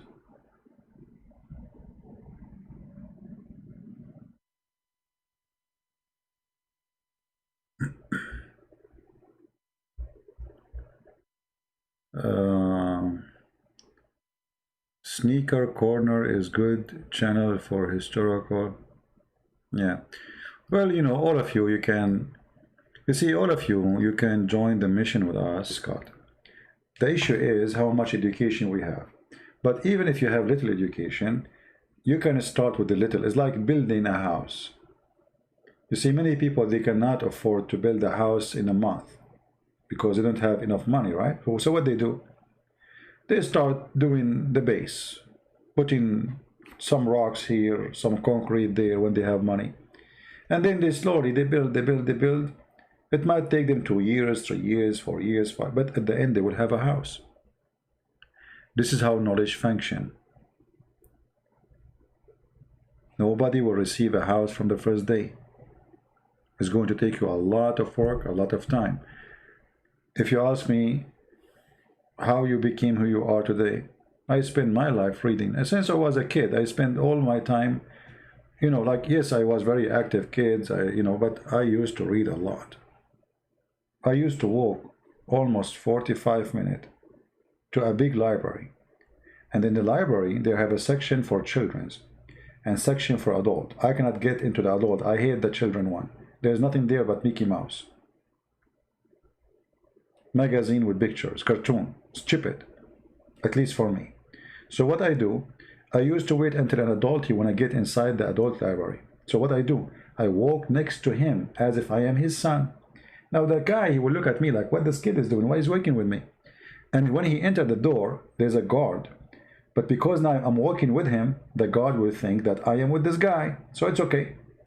I cannot ask for a book, but I can sit in the table next to that guy. So I go and sit next to him. The guy will look at me like, why this kid is following me? Then I sit next to him, and whatever in the table as a book, because people, they leave the book in the table, I grab it. This is how I used to read. I go to the adult library, and any book is in the front of me, I start reading it. Actually, one of the funny stories happened to me. Once I grab a book, it's about sex.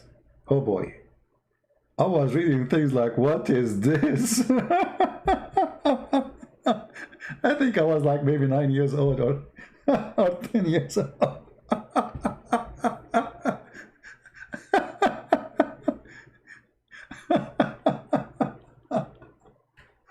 Unbelievable.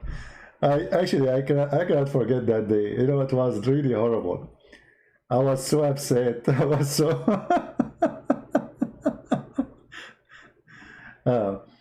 because I used to read a lot, so my reading improved so fast as for a child. And the more you read, the more you learn, and the more reading change you. You become different person because you speed your people who they are your age in the knowledge. So while kids in my age, they were playing with the football, I play, I jump, I swim, etc. But still, I love to read. And I'm very glad I did. Yeah, you should see that day when I hold that book. I was reading things like what they are talking about. I went home and I wanted to ask my dad questions about what I read, but I was afraid he would ask me, where you learned this from? You know, I don't tell him I'm going to the library, by the way. It's far away. Like, suppose I'm going to play with kids in my age. So I want to ask questions about what I saw today in that book, but I will ask who.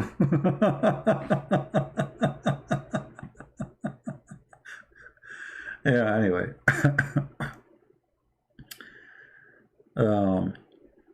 Any question before we go?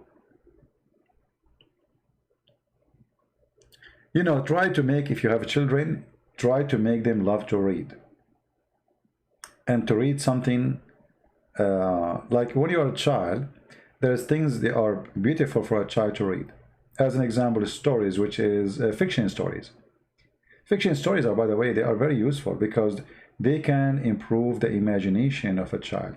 And imagination improvement can improve the intelligence. Because simply, you are building a format of images to establish, let us say, a movie maker in the head. That kind of thinking. So such a books can be very, or sometime. So in the beginning was things about fictions. Then I start reading books about crimes. Like, solve crimes. And those supposedly they are not meant for a child. They are meant for people who they are like in their 20s. But those are very good to make a child start thinking from an early age, enjoying, like let's say, adult way of solving issues, because it's a crime. You need to solve it. How this happened? Who's behind it? There's a question. There's an answer. There's investigation. So there are certain books can improve your child mind, but you need to be careful that not every child is the same. There's a children's, such a kind of books doesn't fit with them. You have to, you know, be careful about the gender too. What's good for girls is not good for boys. You know, boys, they like action, etc. Girls, they like more, you know, the Barbie, romance, etc. So everyone have something to improve him. So you have to feed each one of them what is good for their age and their gender. But when they pass the point of gender as kids, then you have to start feeding him with the books which is going to improve their intelligence. Today, sadly, they play a lot of games. Games are very good, by the way, to improve, let us say, your fast action. But it's programmed, which means there's nothing new. You know, like the steps, so you are just doing a step after step. You repeat the same thing over and over and over. So it became boring and it is stupid. But when you read, you improve your knowledge. You improve how much information you have. You improve your language skill. You improve your ability to explain. And you improve your ability to be a logical person. Reading is very important. However, reading doesn't work with everybody, which means, as they say in China, he left as a donkey, never come back as a horse. Which means if the person is not qualified to be a horse, he will never be one. No matter how many books you give him to read. All right? I was a little girl. I love a princess little story. Yeah, you see, there's stories when you are a child, they stuck in your head because you love those stories, right? When is my birthday? I don't know, because my mom, she did not tell me. She never celebrated. She told me it was a bad day. So, by the way, I never celebrate a birthday, and I believe this is my belief. Don't be upset if I say to you my opinion. I believe it is silly, and let me explain. Now, you might be a person who celebrates birthday, so I'm not saying you're silly. For me, it sounds like a silly thing. Okay, let us say you are born in January 1st. Do you know that this day will never be repeated? Not only literally, even your calculation is wrong. Because every few years we have to correct the calendar. So you are missing the date. You are not really born next year in January 1st. It's going to be a different day. Do you understand what I'm saying? Anyone understand what I'm saying? So let's say your mom, she told you you are born January 1st at 6 o'clock p.m. And then you celebrate every year January 1st, 6 p.m. But this is not really the day. It's not January 1st.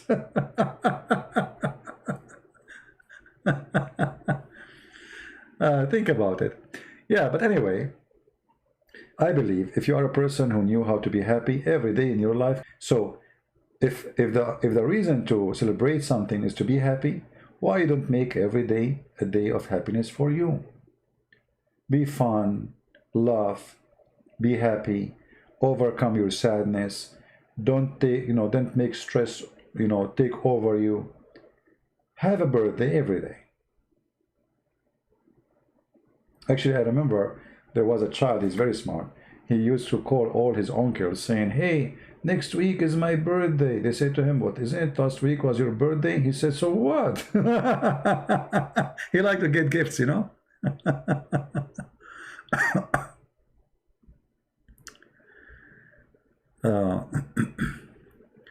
I have a friend who celebrates his birth by celebrating his mother because it is day she gave.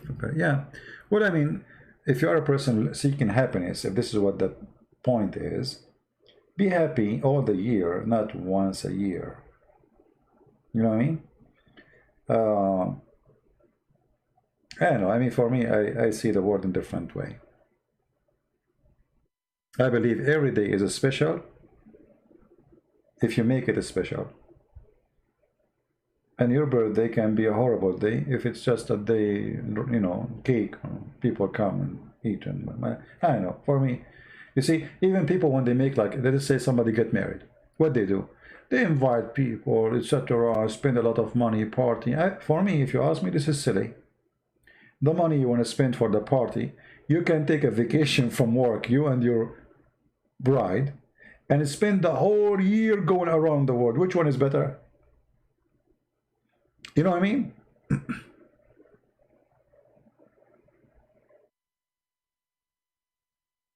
You spend a lot of money to feed people who will talk about you. They will gossip about you. And what is the point of this? Marry the girl, take an airplane, go from place to place. The same money you want to spend for the stupid party, which you spend in 2 hours, spend to take a vacation, you and your bride, go around the world. Let us say maybe it's going to be enough, because some people, they spend a lot of money for those things. It might be enough even to go for 6 months around, you know.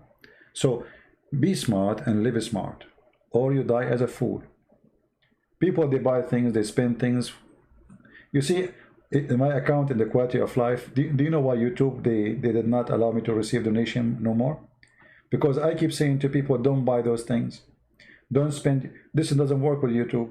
How they want to add advertising in my page, and yet I'm saying to people, don't buy. You know what I mean? Hey Dili, how are you?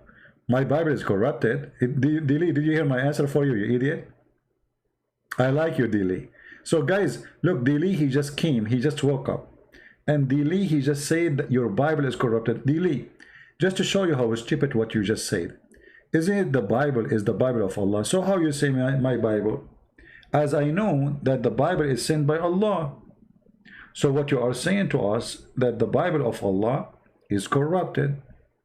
So Dili is making fun of Allah, saying that Allah is a stupid fool. He sent his books and he cannot protect it. How dare you, Dili? Here we go. Chapter 3, verse number 3 says that Allah, he sent the book which is approving the Torah and the Injil, which is between their hands. So how you say it's corrupt, you stupid? Are you accusing Allah of lying? So the Quran confirmed the Torah and the Injil are not corrupted. In the same time, it confirmed that this is the book of Allah. So you are making fun of Allah, saying Allah books is corrupted. You know, have you ever heard of somebody giving a finger to a god? His name is Allah. Today you heard that. You are the one who is giving a finger to your God, because you just said your God, Allah, he sent the book, it's called Injil, and many people, they gave him a finger. Thank you for that. Join the club of fingering Allah. I mean, I cannot believe that a Muslim is insulting his God, saying his God, he sent the book and his book is corrupted. The verse on the screen, yeah, it says, نزل عليك الكتاب بالحق مصدقا لما بين يديه وأنزل التوراة والإنجيل. He sent to you down the book by the truth, approving, believing in what is between his hands. Between his hands. No, Dali, the one who could not protect it is Allah, as you see. Allah is the one who sent the gospel. So you are saying Muhammad he lied? It's Elohim, not Allah? At the same time, if it's Allah, if it's Elohim, he sent it and it's corrupt. How do you stupid God in the Quran says confirming it? Do you see it says confirming it? This is your stupid translation saying the word confirming, and they are taking off the word between his hands. So how, you idiot, you say such a thing?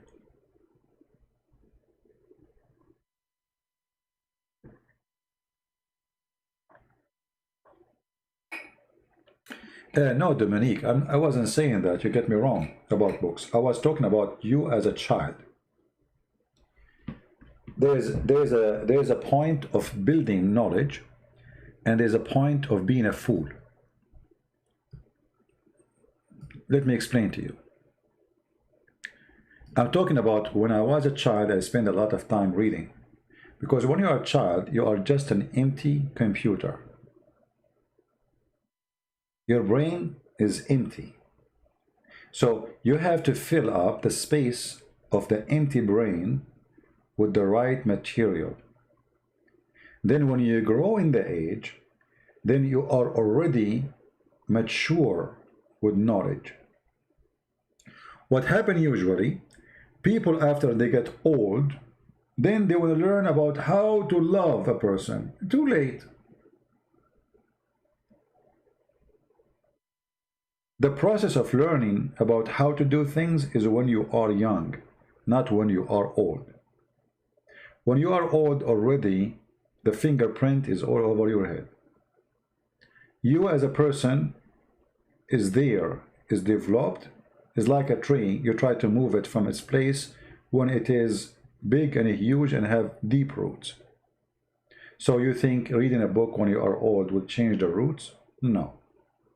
The change happens when you are so young, not when you are old. The only change can happen to you when you are old is learning from experience, not from a book. Because then you go to a second stage of, let us say, learning. It's called experience.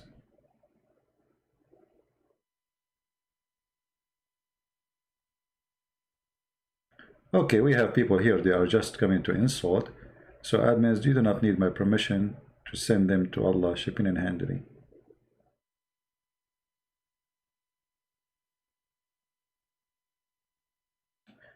No, the Muslim, they say Jesus, he died, so he cannot be God. But according to Islam, Jesus never died, so he must be God as in Islam. Anyway, you can believe that when you are old, you can read a book and the book can help you in something. Why not? I mean, it can help you. But most of books is written supposedly for adult. It's too late for the adult to practice what is written in a book. Because you is already you. This is why I say, if you want to make a person, make him when he is a kid. You see, most of people, they commit a crime. They commit a crime because, sadly, they have a bad mama and bad daddy. So a kid, he steals something, they say to him, bring more. Here we go, we created a criminal, So you want to create a good guy, you do that when he is a kid. When he's an adult, it's too late. He will learn, he might correct himself, but it's going to be by experience, not by books. He go to jail. He will be humiliated. He will suffer a lot. And then from his suffering, he might, let us say, earn some redemption and change. But it's not a book that will change you. Right? Volume 9, book number 9364. What is that, Dili? What is that what this hadith you want me to show you? Is that something you like me to talk about? Do you like to call me Dili? You sound like an intelligent person. I like intelligent people. They are rare these days. Do you like to call me? I can open Skype for you. What do you think?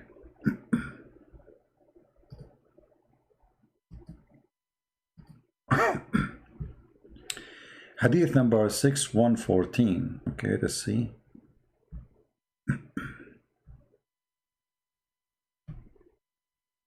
I'm trying to find this hadith. You are asking me to.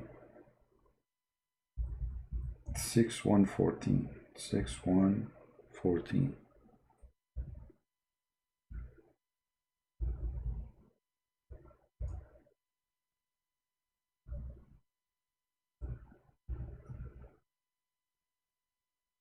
Well, I searched for it here. I don't know. Can you post? Can you tell me the hadith in Arabic,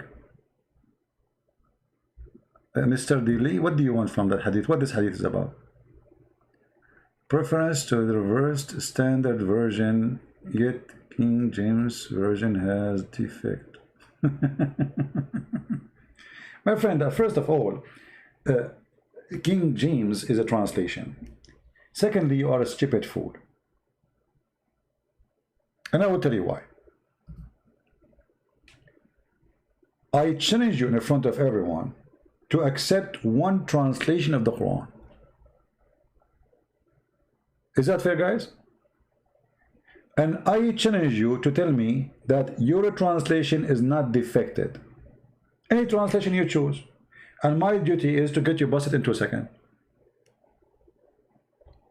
So either you apply translation rules in every book, including yours, or you don't apply it. Secondly, forget about translation. What if I show you different Qurans? Even your prophet, he said, Allah, he sent 7 Quran. Are they defect? Where is the 7th Quran? Where is the verse about stoning to death in the Quran? Where is the verse about breastfeeding for adult 10 times? Is your Quran today is defect? Foolish.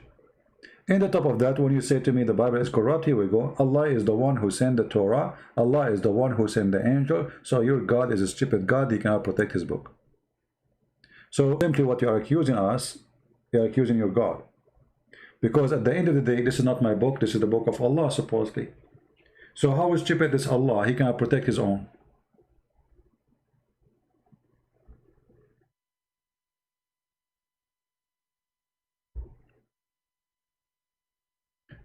Just to show you the stupid Quran, the stupid La mubaddila li kalimatullah. Nobody can change the word of Allah. And then the Muslims, they say to us that no, you didn't change the word of Allah.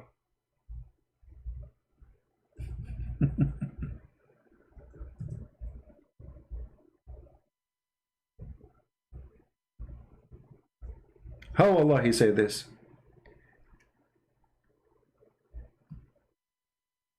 Look how many verse. Chapter 6, verse number 115. Chapter 6, verse number 34. Chapter 10, verse number 64. Chapter 18, verse number 27.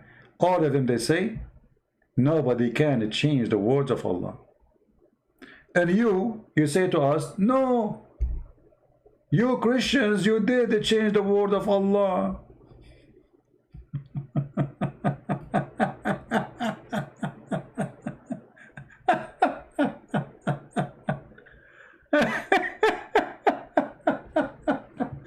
So what we learn from this, that Allah and Muhammad is a fraud. Because either nobody can change the word of Allah, or people, they can change the word of Allah. So which one we will believe? You or Allah?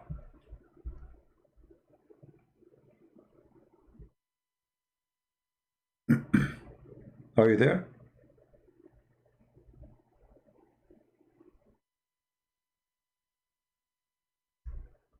Are you dead, Dilly?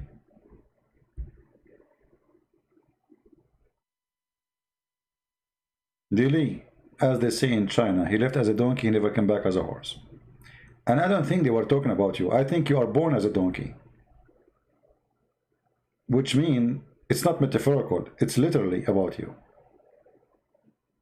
So the stupid you is coming all over us saying your book is corrupted, when the Quran says nobody can change the word of Allah. And if we ask you, is the Injil is the word of Allah? You will say yes. Is the Torah is the word of Allah sent to Moses? You say yes. But the Quran says nobody can change the word of Allah. Hey Hamoud, listen Hamoud, I think your wife, she is cheating on you already. You are spending too much in the internet. Take a hike.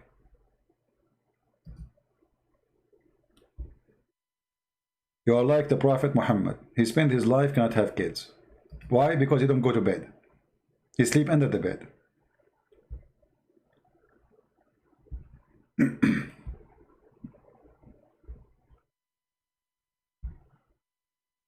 No, actually, donkeys are very smart. I don't know if I tell you the story before, right? once we went to the mountains, and there was, you know, we were a bunch of kids, teenage. So the villager, he said, how you will come back? You will get lost in your way. So he said, take the donkey with you. I said, what? He said, take the donkey. And when you want to decide to come, just let him loose and follow him. And guys, you believe it or not, we are going in the mountains. We have no idea how to come back. And this donkey, not only he took us home, he took us on a very short cut. Unbelievable. We were walking all day, and yet this donkey, he chose the shortest way to go home. And he is a donkey. So when I say a donkey, it's not necessarily, you know, donkey are not really stupid. Animals, actually, they have special gifts, you know. And this is an example. I mean, the villagers, he was sure. He said, just let the donkey go and follow him, whatever you are. Just let him go, you know. And the donkey took us home. Shortcut. Not only he took us home, he took us in a shortcut. Muhammad forbid the writing of a stoning verse in the Quran, abrogated in eternity. You see how stupid you are? How you can forbid a verse? It is in the Quran. How you can forbid writing Quran? If it's abrogated, how you can forbid writing it? And what the point if you are following it? Are you following the verse? Yes. So why you don't want to write it?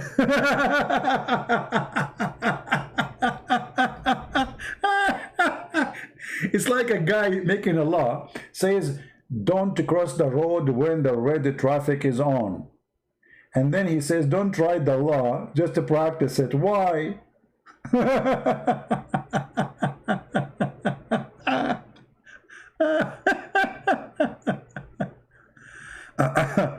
The verse says nobody can change the decree of Allah. No, you idiot. It says words. It's in front of you. Are you going to say to me this is a wrong translation? Say it. Say it. Where it says decree, it says words. None can change his words. Where is the word decrees? Donkey. And this is the word in Arabic. لا مبدل لكلماته. كلماته. Where is the word decree? Donkey. And listen, donkey, do you accept the interpretation for the verse made by donkeys from the same religion you have? Or those who they make interpretation for the verse are donkeys like you, and you don't like them? Choose an interpretation and I would accept it. All of them, they say it's a word, not decree. However, as long as you mention decree, just to show you how stupid the decree of Allah. This is your prophet saying that Allah, he made a decree for you about how much adultery you will do. And you are the one who spoke about rape, you remember? So according to Islam, if a man he rape a woman, Allah, he made a decree he will be a rapist. Unbelievable, so beautiful. Look at this. Who is the one who makes somebody rape somebody? Allah. Read it. I think you are a stupid machine. Copy paste. You don't know what you are talking about. Do you see the hadith? And this is Sahih.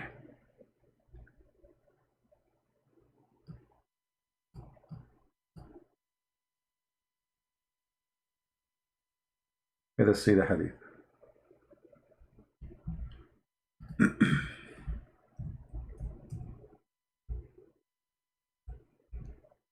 I'll go to the screen in a second.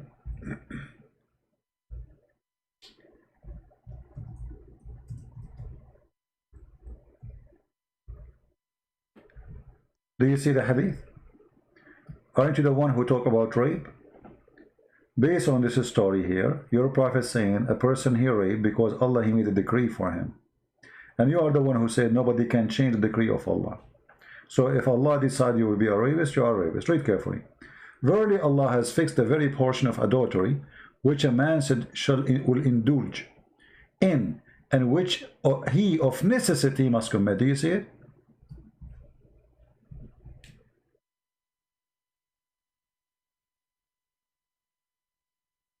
Are you there?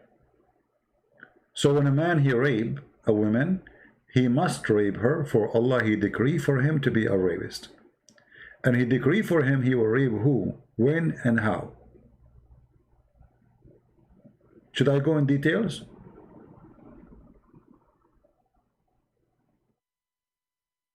Coward.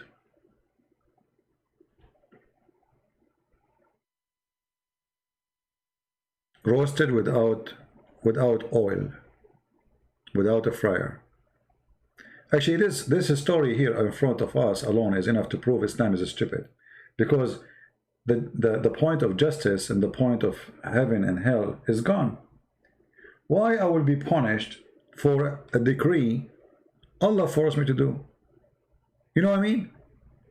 If Allah is the one who wrote for me a fixed portion of adultery, which it's a necessity to commit, why I will be punished for what is of a necessity I must commit? Have you ever heard of a stupid religion like this?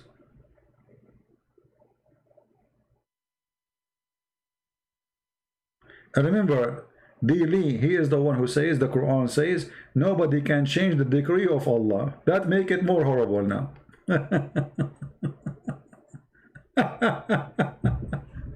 Brother, sister, the decree of Allah is this guy who is going to rape you, okay? You remember the women who call? Just go. Don't come here again, Dili. You are just a stupid kid. By the way, watch the beginning of the video. I spank you badly about the translation you posted. You are a donkey. There's a woman, she called the sheikh live on TV. Live on TV. And she said to him, I'm getting like, I don't know, she said 35 something or 30.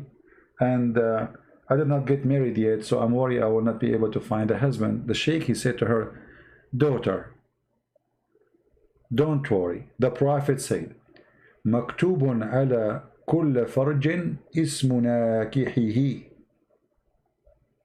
It's written, excuse my language, on every vagina, the name of the one who will if it. Live on air.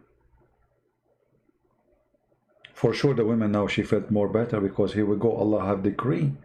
So nobody can change the decree. So if somebody will put it there, excuse my language, it means it's going to happen. It's written there. I'm sure now the woman, she went to the bathroom and she took a mirror with her, trying to find the name. Good luck with that. I wonder if a woman, she is a prostitute, how many names are there? My friend, she will have a yellow pages there. Unbelievable. Let us start with the letter A. It is written there? Really? Okay, I got an idea. Let us say you are thinking about to marry a girl. You like her, but you are not sure she will be your wife or not. What about you go and ask her, hey, can you please check for me if my name is there? What do you think? And then she will check and she will say, well, you know what, between the 200 names I found there, I could not see your name, sorry.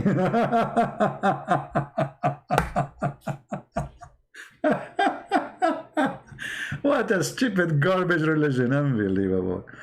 Oh boy. Oh boy. Okay, I better stop. You guys, you hate me. Don't you hate me? How many of you hate me? Be honest.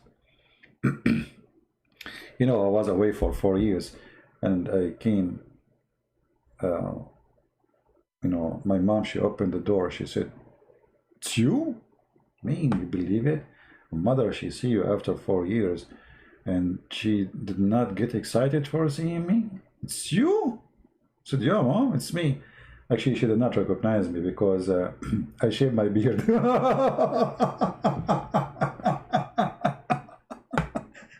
So she was saying, is that really you? Even my mom, she could not recognize me before. You will read it? Unbelievable. Oh boy. Yeah, your name is written there. Don't worry, be happy. I'm so glad it's written in the front because it's going to be impossible to read in the back. I mean, think about it.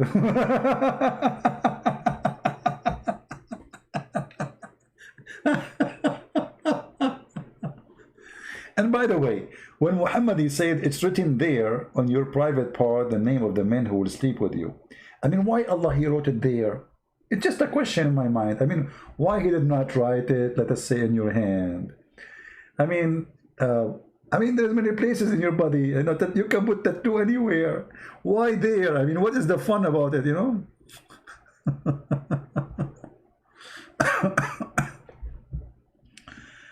Oh boy. We better stop here. Your love is contagious. Oh boy, they will accuse me that I am behind COVID-19, like a Trump. Trump is behind the global warming. The fire in California is because of Trump.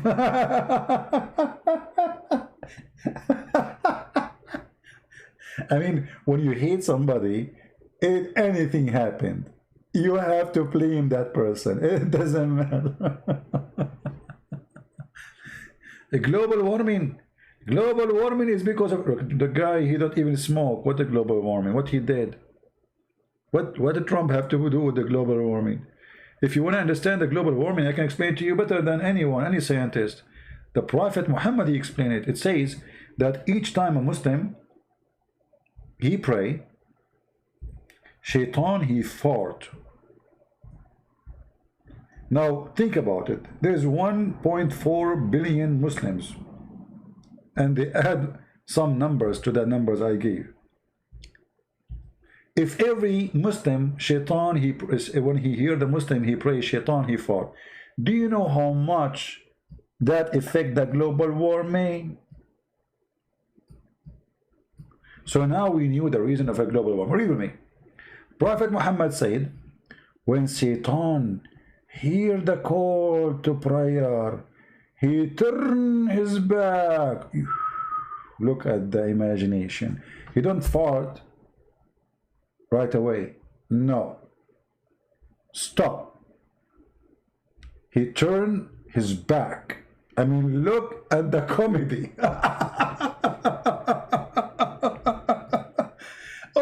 Okay, the Prophet Muhammad, I'm so excited to hear the rest of the story. He turned his back, what he do? He turned his back and he break the wind.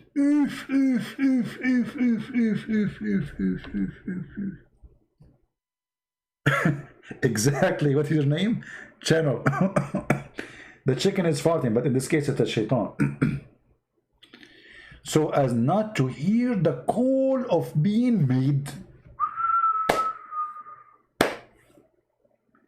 This is a certain way of a protection, so that Satan will not hear the call of a prayer. So you can imagine how strong the fart. It have to be more strong than the speakers, because remember in the old days they used to have no electricity. Now they have big speakers in the Middle East. How big the fart of the shaitan will be? That is the reason behind the global warming. So if the liberals, they want to blame Trump, they are not being really scientifically accurate. Don't Joe Biden quote the prophet? Can he quote this prophet in the next election day?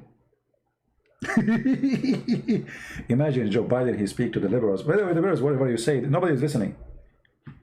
There's one thing for them. Trump is bad. That's it. Even if you give them a donkey like this guy, Joe Biden me. So imagine if Joe Biden me, he says, Prophet Muhammad. He said, come on, man.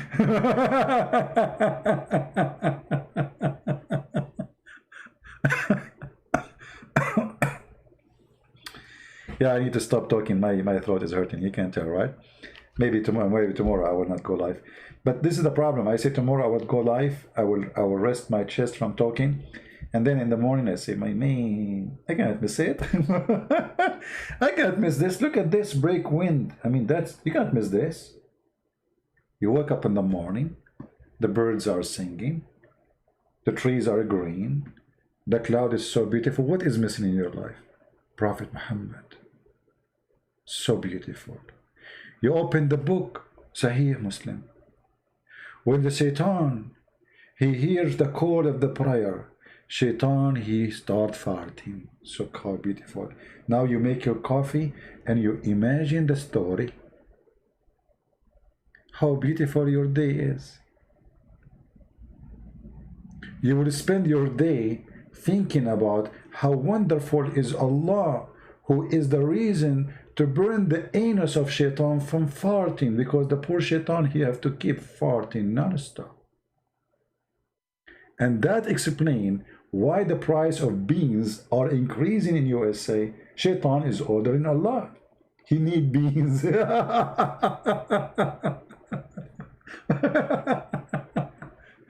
Oh boy.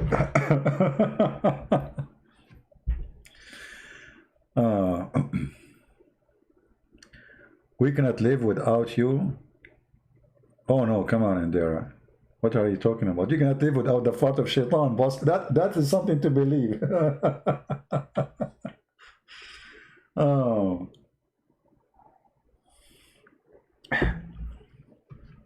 You know, once I was invited to a place,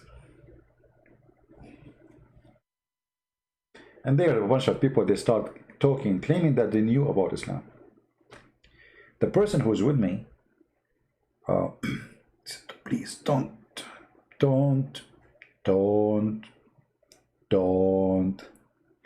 And you believe it or not, I was in a church. And an idiot, he's a bishop. He was teaching the Christians all kind of garbage. The guy next to me who invited me for this event, he held me literally from my arm because I want to stand up. Please, no, come on, don't, please, don't, God, you don't, you know. And then he, like, that's it, I cannot take it no more. So I stood up, I said, you are a liar, and you are not telling the truth. Actually, I said to him first, he said many stupid things, and I cannot take it no more. And then he said, Prophet Muhammad is from Ishmael. So I said to him, first, where you get this from? He said, the questions are later. I said, I'm not asking you a question. I am saying you are a liar. You claim to be a bishop who knew the gospel, the Bible. Show us where you get this from. Everybody in the church was like shocked. You know, if you go in the Old Testament, you will find that Ishmael, his mother, she married him to an Egyptian woman. Egyptian women. So how in the world a bishop in a church, he said to those poor Christians who have no education that Ishmael is Muhammad, where Muhammad is coming from? So I told him, either I am stupid or you are a liar. Prove one of them.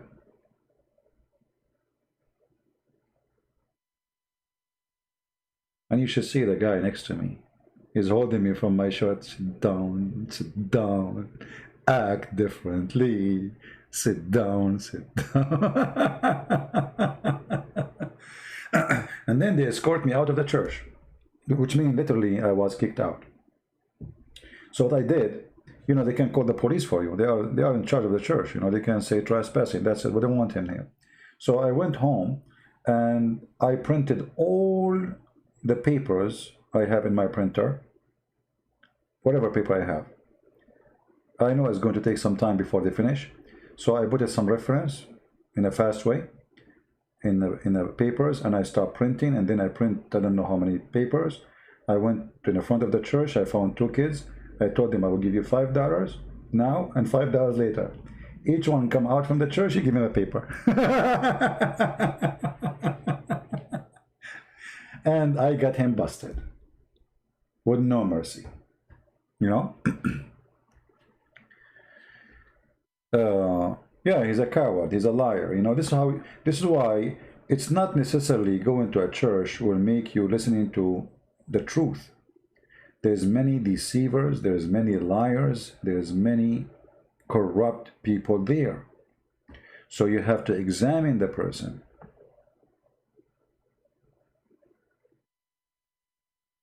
The one who invited me, because he knew you know, I know a lot about the garbage of Muhammad. So he said to himself, this is an interesting topic for you. I said, sure. They will talk about Muhammad and church. That's wonderful. Let us see. But I could not take it when they start, you know, teaching false information. Why Adam is not handicapped when Allah created him in his image? Good one. You have a strong imagination, by the way. I'm going to hire you to work with my team as Zakir Naik assistant. Brother sister, then the person is being contemporary, and he see a lot of light, and I'm going to get him butted. You know, those Muslims, when somebody defends Islam, doesn't matter what he say, they support him.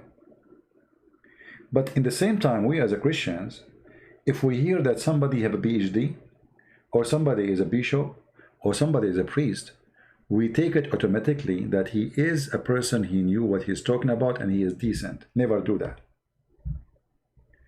The Lord in the Bible, you know, warn you about false teachers.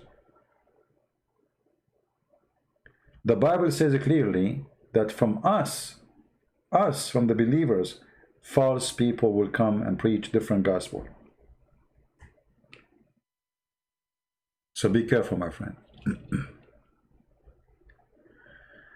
Yeah, I better stop talking too much. Anyway, guys, I want to say really thank you. I appreciate you all. And you want to download this video, even though there's nothing much really there. Just I wanted to have a conversation with you. Feel free, you can download it if you want. But don't forget to download the previous videos we made today and yesterday. And I don't know the day before if it's still there.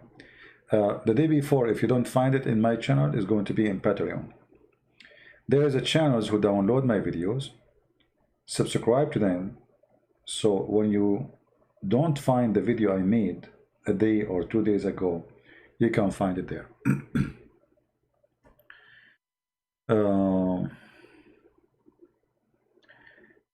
You're welcome, my friend. Happy birthday. What birthday? I don't know what day I was born.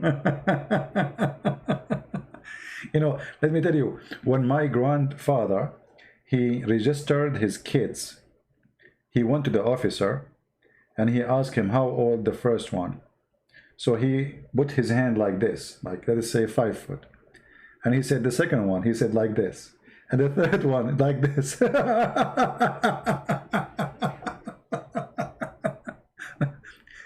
So my mother, her sister, who is 3 years younger than her, she's registered older than her because she was taller.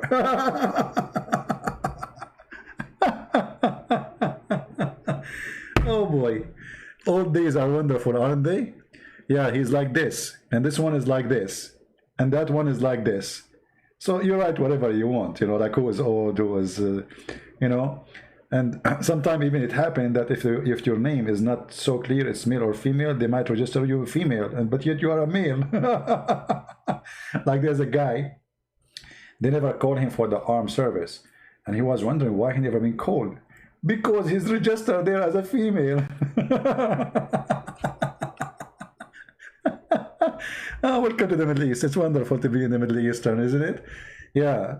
The other day I was talking about the city. They are fixing the, you know, changing the sewer, you know, the sewage, the cover. They came, they cut the whole concrete, they make it perfect. All of this is done in less than 40 minutes. So clean, so neat. In the Middle East, there's a guy. He took a picture next to a sewage hole open in the road when he was 6-7 years old. And then he took a picture in the same place when he is 35 years old. Still the hole is not fixed. 35 years old.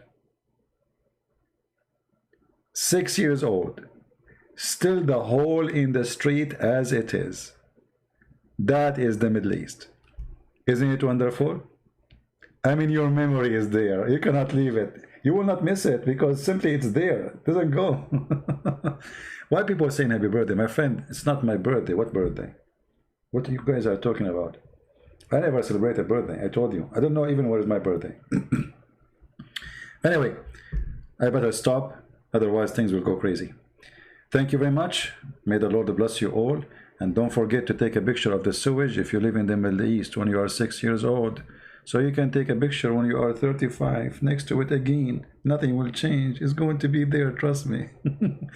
Alhamdulillah. Why it's not fixed? Because you call the company, they say to you, Inshallah, tomorrow we will fix it. Inshallah. Allah is willing. And Allah never will, and will never will. Allah is a funny, is a dummy, is a is a Barbie, is fake. This is why Allah, when Allah will, we will do it.